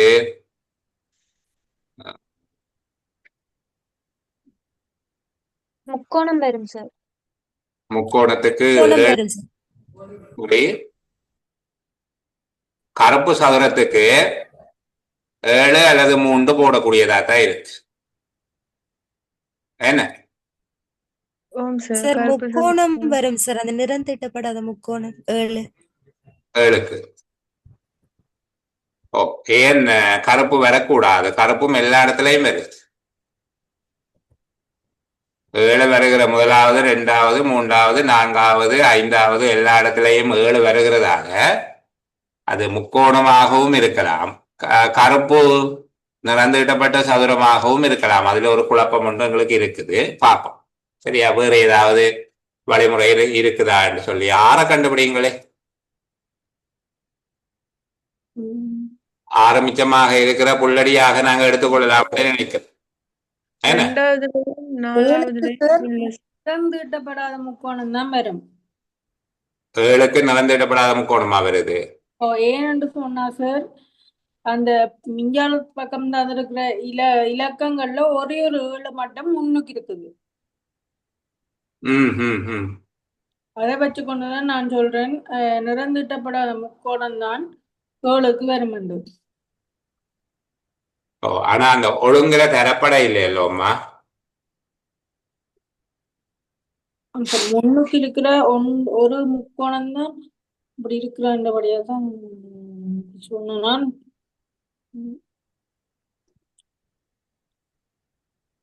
அதே நேரம் இங்கால பாத்தீங்கன்னா 3 2 4 4 7 1 சரியா வரும். இங்க 3வது விடையா இருக்கு இங்கால. உருவத்துல 3வது விடையா இருக்கிறது. சார் சொல்லுங்க சார், என்னன்னா நான் ஈஸியா கண்டுபிடிக்கிறதுக்கு பாக்கலாம் இந்த கேள்வியில டவுட்டா இருக்கு சார். என்னண்டா இலக்கத்துல பாத்தீங்கன்னா சார், ஒரே நம்பர்ல ஃபர்ஸ்ட் ஸ்டார்ட் ஆகுறது 2 2 இருக்குது, 3ல ஸ்டார்ட் ஆகுற 2 இலக்கம் இருக்குது, 5ல ஸ்டார்ட் ஆகுற 2 இருக்குது. ஆனா இங்கால வடிவத்துல சார் அந்த நிறம் தீட்டின பாக்ஸ்ல ஸ்டார்ட் ஆகுற 2 மட்டும்தான் இருக்குது. இன்னொரு உருவத்துல ஸ்டார்ட் ஆகுற 2 இது இருக்கணும். அதே மாதிரி சார் நடு இலக்கத்தை பார்த்தாலும்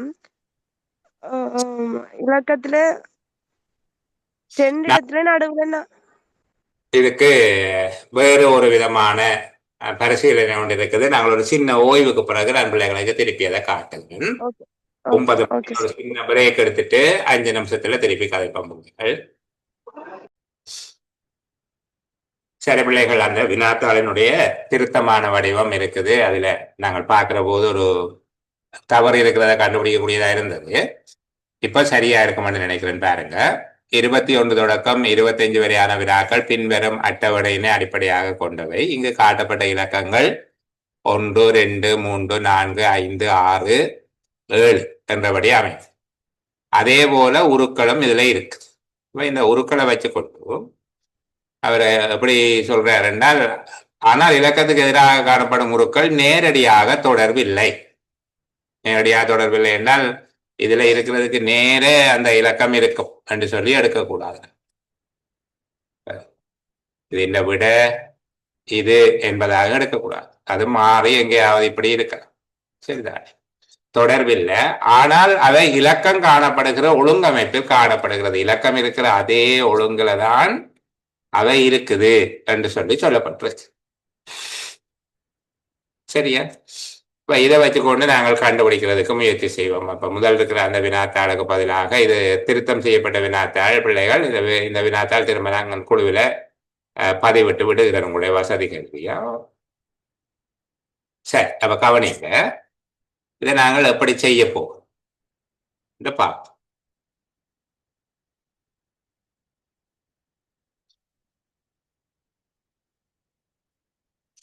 பாருங்க, முதலாவது 3 என்று ஆரம்பிக்குது. வேற எங்கேயாவது 3 என்று ஆரம்பிக்கிறது இருக்குதா? இல்லை. என்ன 3 என்று ஆரம்பிக்கிறது எதுவுமே இல்லை. 2 என்று ஆரம்பிக்கிறது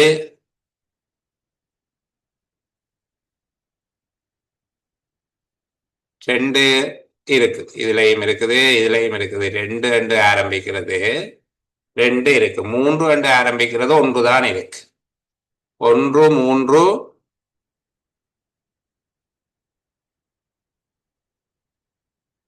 எல்லாமே 1 3 4 5 எல்லாம் 1 உண்டு. அப்ப அது எங்களுக்கு பயன்படாது. 2 என்று ஆரம்பிக்கிறத வச்சுக்கொண்டு நாங்கள் கண்டுபிடிக்கலாம் என்று நினைக்கிறேன். ஏனென்றா ஒரே விதமாக ஆரம்பிக்கிறது 2 விடயங்கள் இருக்குது. அதே போல முடிகிறதும் இங்கேயும் ஒரு 2 இருக்கு. இப்ப இதை வச்சுக்கொண்டு நாங்கள் அடையாளப்படுத்தக்கூடியதாக இருக்க முடியும். இதை வச்சுக்கொண்டு அடையாளப்படுத்தக்கூடியதாக இருக்கு. நாங்கள் இந்த ரகசிய குறியீடு கண்டுபிடிச்ச மாதிரி தானே பாருங்க, திருப்பி கீறி காட்டுறேன். இந்த இதுல 2லே ஆரம்பிக்குது, இதுல 2லே ஆரம்பிக்குது, மற்றவை எல்லாம் ஒரு இலக்கங்கள்லாம் இருக்குது. இங்க 1 2ல முடியுது.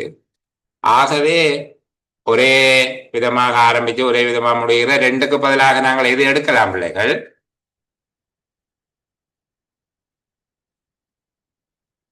ரெண்டுக்கு பதிலாக எது எடுக்கலாம்? நிலட்டப்பட்ட சதுரம். நிலத்தப்பட்ட சதுரத்தை 2 என்று எடுக்கலாம். நான் இதில் எழுதுறேன். முதலாவது கோலத்துல நிலத்தப்பட்ட சதுரத்தை 2 என்று எடுக்கலாம். என்ன? ஆகவே நிலத்தப்பட்ட சதுரம் 2 என்றா பின்னுக்கு 2 இருக்கிறது. இதை நாங்கள் 1 2 3 4 5 6 என்று எடுத்துக்கொண்டால், இப்ப நாங்கள் பின்னுக்கு நிலத்தப்பட்ட சதுரம் இருக்கிறது, இது 5வது என்று எடுத்துக்கொள்ளலாம். இது 5வது, சரிதானே? 5வது பின்னுக்கு நிலத்தப்பட்ட சதுரம் இருக்குது. அப்ப முன்னுக்கு 4 இருக்குது. இந்த 4 வச்சுக்கொண்டு அடுத்த இடத்துக்கு போகலாம். 4 வட்டம், என்ன? 4 வட்டம் தானே? 4 வட்டம் என்றால் 2வதாக 4 இருக்கிறது, ஒரு சொல்லுதான் இருக்கு, 6வது. அப்ப 2வதாக வட்டம் இருக்கிறது 6வது. இதை நாங்கள் 6வது என்று 2வதாக சரி சொல்லுவீங்க, விளங்கப்படுத்துவீங்களா? திருப்பி விளங்கப்படுத்துறதா? ஆம் சார். சரி சரி, நான் சொல்லி காட்ட முடியாது. சரி, கவனிங்க. இதை நாங்கள் வசதிக்காக இது 1வது, இது 2வது, இது 3வது, இது 4வது, இது 5வது, இது 6வது ரெண்டு எடுத்துக்கொள்ளும். சரியா? இதுல பாருங்க, 2வது 4வது இந்த 2ம் 2ல தொடங்குது. மற்றவை எல்லாம் 3 1 4 5 2 ஒற்றை இலக்கமாக இருக்குது. தனித்தனி இலக்கம் கண்டுபிடிக்கலாம இருக்குது. 2 விடயங்கள். இதுவும் 2லே ஆரம்பிக்குது. அப்படி ஆரம்பிக்கிறத இங்க பாருங்க, இந்த கருப்பு சதுரம் இதுல ஒன்று இருக்குது, இதுல ஒன்று இருக்குது. ஆனா இதுல எது 2வது எது 4வதுன்னு எங்களுக்கு கண்டுபிடிக்க இயலாது. எது 2வது எது 4வது கண்டுபிடிக்க இயலாது. ஆனால் பின்னுக்கு 2 வாரது ஒன்று இருக்கு. இங்க பாருங்க, 5வது பின்னுக்கு நிலத்தப்பட்ட சதுரம் வருகிறது 5வது என்று கண்டுபிடிக்கலாம். இது 5வது. சரியா? பின்னுக்கு நிலத்தப்பட்ட சதுரம் வருவது 5வது. 5வது தொடக்கம் வட்டம். 5வது தொடக்கம் வட்டம் தானே? 5வது தொடக்கம் வட்டமாக இருக்கிறபடியால 4 என்பது வட்டம். 5வது இலக்கத்தின் 1வது எழுத்தாக 4 இருக்கு. 1வது 4 ரெண்டு இருக்கு. அப்ப இந்த 4 வேறு எங்க இருக்குது என்று பாருங்க. 2வதாக 4 இருப்பது 6. 2வதாக 4 இருக்கிறது 6. சரியா? அப்ப அது 2வதாக வட்டம் இருக்கிறத நாங்கள் 4 என்று எழுதலாம். இதுதான் 4. சொல்லுங்கம்மா. 2வதுலயும் 4வதுலயும் சதுரம் இல்லையே சார். 2வதுல வட்டம் தான் இருக்கு, 4வதுல 1வது சதுரம் இருக்கு. உங்களோட கேள்வி விளங்கையில திருப்பி சொல்லுங்கம்மா. இப்ப இந்த இதுல என்ன கவனிங்க. இப்ப நாங்கள் இதுக்கு நேர கண்டுபிடிக்க இல்லையா? இந்த இது 2லே ஆரம்பிக்குது தங்கச்சி, இதுவும் 2லே ஆரம்பிக்குது. மற்றவை எல்லாம் 3 1 4 5 என்று இருக்குது. அப்ப ஒரே மாதிரியாக ஆரம்பிக்கிற 2 எண்கள் தான் இங்க தரப்பட்டிருக்கு. அதே போல இந்த உருவங்கள் என்கிற கோலத்திலே ஒரே மாதிரியாக ஆரம்பிக்கிற 2 தான் தரப்பட்டிருக்குது. சரிதானே? அப்போ இதுவும் இப்ப நான் அம்புக்குறி போட்டு காட்டுகிற இந்த 2ம் இரண்டாவது நாலாவதாக இருக்க வேண்டும். இரண்டாவது நாலாவதாக இருக்க வேண்டும். சரிதானே? அப்ப நாங்க என்ன செய்யறோம், முன்னுக்கு 2 வாரதுல எது ரெண்டாவது எது நாலாவதுன்னு கண்டுபிடிக்க முடியாம இருக்கு. ஆனால் 2 நிலத்திய சதுரம் எங்களுக்கு தெரியும். பின்னுக்கு 2 வருகிறவராக பார்த்து நிலத்திய சதுரம் பின்னுக்கு வருகிறது, பின்னுக்கு 2 வருவதை காட்டும். ஆகவே நிலத்திய சதுரம் பின்னுக்கு வருவது இந்த லைன். இப்ப நான் இந்த பட்டி காட்டுகிறேன், இந்த லைன். சரி, அப்ப இதை நான் 5வது என்று சொல்லி எழுதுகிறேன். விளங்குச்சுதா இவ்வளவு? Okay sir. சரி, இது என்னத்திலே ஆரம்பிக்குது? இந்த 5வது எண் என்னத்திலே ஆரம்பிக்குது? 4 என்கிறது என்று ஆரம்பிக்குது. சரியா? அப்ப இது வட்டத்திலே ஆரம்பிக்கிறபடியால இந்த வட்டம் 4ஆக இருக்க வேணும். இது 4லே ஆரம்பிக்கிறபடியால 5வது எண் 4 என்பதில் ஆரம்பிக்கிறதால வட்டம் 4ஆக இருக்க வேணும். இது விளங்குதா பிள்ளைகளுக்கு? ஆகவே இனி எங்க நாங்கள் 4 இருக்குன்னு பார்க்க வேணும். முதலாவது இலக்கத்துல 4 நடுவில இருக்கு. அதே போல முதலாவது இலக்கத்துல நடுவில இருக்குது 4. என்ன முதலாவது இலக்கத்துல நடுவில தானே 4 இருக்கு, நடுவில வட்டம் இருக்கு. அதே போல 4வதுலயும் நடுவில வட்டம் இருக்கு. அப்ப சதுரத்துல தொடங்கி நிலத்தப்பட்ட சதுரத்துல தொடங்கி நடுவில வட்டம் இருக்கிறது 4வது. நிலத்தப்பட்ட சதுரம் என்பது 2ல தொடங்கி நடுவில வட்டம் இருக்கிறது 4வது. சரியா? அதை தவிர மற்றது நிலத்தப்பட்ட சதுரத்துல தொடங்குகிறது 2வது. 2ல தொடங்குறது நிலத்தப்பட்ட சதுரத்துல தொடங்குவது, அது 2வது. இது முடிச்சு. இப்ப இனி நாங்க பார்க்கிறோம், இந்த 6வதுக்கு 2ஆம் இலக்கமாக 4 இருக்குது. ஆகவே 2வதா 0 இருக்கிறது 6வது. 2வதாக 0 இருக்கிறது 6வது. சரியா?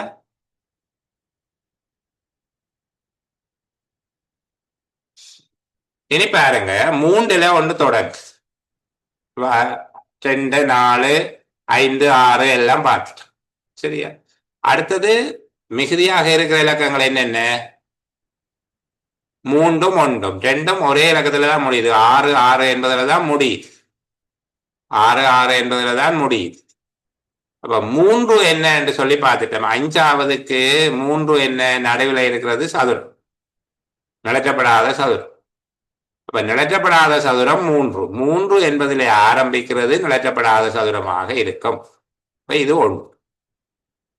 மிகுதியாக கண்டுபிடிக்கப்படாம இருக்கிறது 1, 2 எல்லாம் எழுதிட்டோம் 3. இது 3வதாக இருக்கும். சரியா?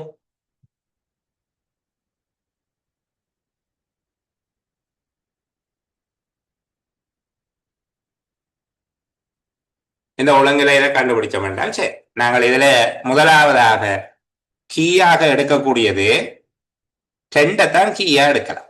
முன்னுக்கு 2 இடத்துல 2 வருகுது, பின்னுக்கு ஒரு இடத்துல 2 வருகுது. அதை வச்சுக்கொண்டு அழகா கண்டுபிடிக்கலாம். திருப்பி ஒரு செய்து காட்டுகிறேன் பாருங்க. இந்த 2ஐ வச்சுக்கொண்டு நாங்கள் இலகுவாக கண்டுபிடிக்கக்கூடியதாக இருக்குது. முன்னுக்கு 2 தடவை தரப்பட்ட 6 இலக்கங்களிலும் 2ல் ஆரம்பிக்கிற 2 இலக்கங்கள் இருக்குது. ஆகவே 2 நிலச்சப்பட்ட சதுரங்கள்ல ஆரம்பிக்குது. அந்த 2ம் தான் அந்த 2ஆம் 4ஆம் இலக்கங்கள் என்று சொல்லி முடிவுக்கு வரல. 2வது 4வது இலக்கங்கள் அவைதான் என்று சொல்லி முடிவுக்கு வரல. அதை வச்சுக்கொண்டு நாங்கள் 2 பின்னுக்கு வருகிறத பார்ப்போம். ஒரே ஒரு இலக்கத்துல தான் இறுதி எண்ணாக 2 வருகிறது. அப்ப இறுதியாக நிலச்சப்பட்ட சதுரம் வருவதற்கு 5 என்று போடுது. இறுதியாக நிலச்சப்பட்ட சதுரம் வருகிறதுக்கு 5 என்று போடுவோம். சரியா? அப்ப 5வதை கண்டுபிடிச்சிட்டு 5வதை கண்டுபிடிச்சா 5வதுல நடுவில் இருக்கிறது 3. 3 என்றால் நிலச்சாத சதுரம். அப்ப நிலச்சாத சதுரத்திலே ஆரம்பிக்கிறது தான் முதலாம் இலக்கமாக இருக்கு. நிலற்றாத சதுரத்திலே ஆரம்பிக்கிறது, இறுதியாக இருக்குது. இது முதலாவது நிலற்றாத சதுரத்திலே ஆரம்பிக்குது. இது 6ல முடியுது, தர என்பதுல முடிக்குது. அதே போல இன்னொன்று 6ல முடிகிறது இருக்குது, 3வது. ஆகவே நாங்கள் இதை கொண்டே 3வது என்று சொல்லி போடுவோம். சரியா? இது 3வதாக இருக்கும். இதுக்கும் போட்டு 6 என்பதுல தொடக்கம். அதே போல பாருங்க, இந்த 2ல ஆரம்பிச்சு அடுத்தது 6, 2ல ஆரம்பிச்சு அடுத்தது 6. சரி, அந்த இலக்கத்தை விடுவோம், இலகுவாக பார்ப்போமே. அப்ப 3 இங்க தொடங்குற முக்கோணம். 3 எங்கேயாவது பின்னுக்கு இருக்குதா? 2வதுல இருக்கு. பின்னுக்கு இருக்குது, 2வதுல இருக்குது. என்ன அந்த 3வதுல இருக்கிறது 6, இதுல இருக்கிறது 1, 6 கண்டுபிடிச்சிட்டோம். இன்னும் 3 பேர் தானே மிச்சம் இருக்கணும். இந்த சதுரத்துக்கு என்ன அடையாளம் கண்டுபிடிச்சு நாங்கள் 3வதுக்கு 3. அப்ப இறுதியாக 3 வருகிறது, இங்க கொண்டு போய் 2. அடுத்தது 1 என்று சொல்லி முடிகிறது, 2 பேர் இருக்கு. இப்ப இது 2ஆக இருந்தால் அடுத்தது 4ஆகத்தான் இருக்கும். இது 2ல ஆரம்பிக்கிறது, நிலத்தியது. இது 4. அப்ப 1, 2, 3, 4, 5 வந்துட்டு இது 6வதாக இருக்கும். ரகசிய குறியீடு கண்டுபிடிச்ச விதமாக இதை கண்டுபிடிக்கலாம். கீழே கேள்வியில தவறு இருக்குது பிள்ளைகள். அங்க ஓனாண்டு போட்டிருக்கிறோம். அது ஓ என்கிறது வட்டத்தை குறிப்பதற்காக பயன்படுத்தினார்களா அல்லது வேறு ஏதும் குறியீட்டுக்கு பதிலாக அதை பயன்படுத்தினோமா என்று சொல்லி கண்டுபிடிக்கிறதுல எங்களுக்கு சிரமம் இருக்குது. அதனால கேள்விக்கு நாங்கள் விடைக்கு போக வேண்டாம். இதை எங்களுக்கு கண்டுபிடிக்க தெரிஞ்சது என்கிற அளவோடு அதை பார்த்துக்கொள்ளும். சரிதானே? கேள்வியில தவறு இருக்குது, அது சரி பார்க்காவிட்டு 541 குறிப்பதற்காக பயன்படுத்தப்படுவது என்பதில் முதலாவதுக்கு 2 குறியீட்டை தந்திருக்கிறோம். இது விளங்குச்சு தானே? இது யாருக்கும் திருப்பி சொல்ல வேணும் என்ற பிள்ளைகள் இருக்கா?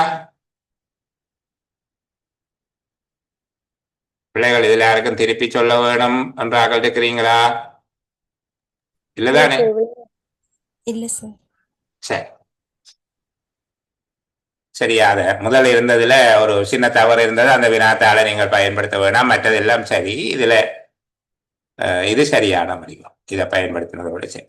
சரி, அப்ப நாங்கள் இன்றைக்கு அந்த மொழிச்சார்பு தொடர்பான, மொழித்திறன் தொடர்பான ஒரு வினாத்தாள் இந்த பகுதி பார்க்கிறது என்று சொல்லி இருந்தாங்கள். அந்த பகுதி பார்க்க இல்லை. இந்த அளவோடு நிறைவு செய்து கொள்ளுகிறேன். திரும்ப சொல்லுகிறேன், இனி வெள்ளிக்கிழமை மட்டும் செயலமர்வு இருக்காது. வெள்ளிக்கிழமை செயலமர்வு இருக்காதுன்னா நாளைக்கு இருக்காது. சரிதானே?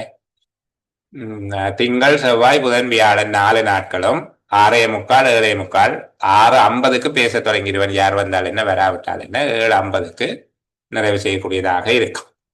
இப்போ திரும்ப நாங்கள் அடுத்த திங்கட்கிழமை சந்திக்கிற வரைக்கும்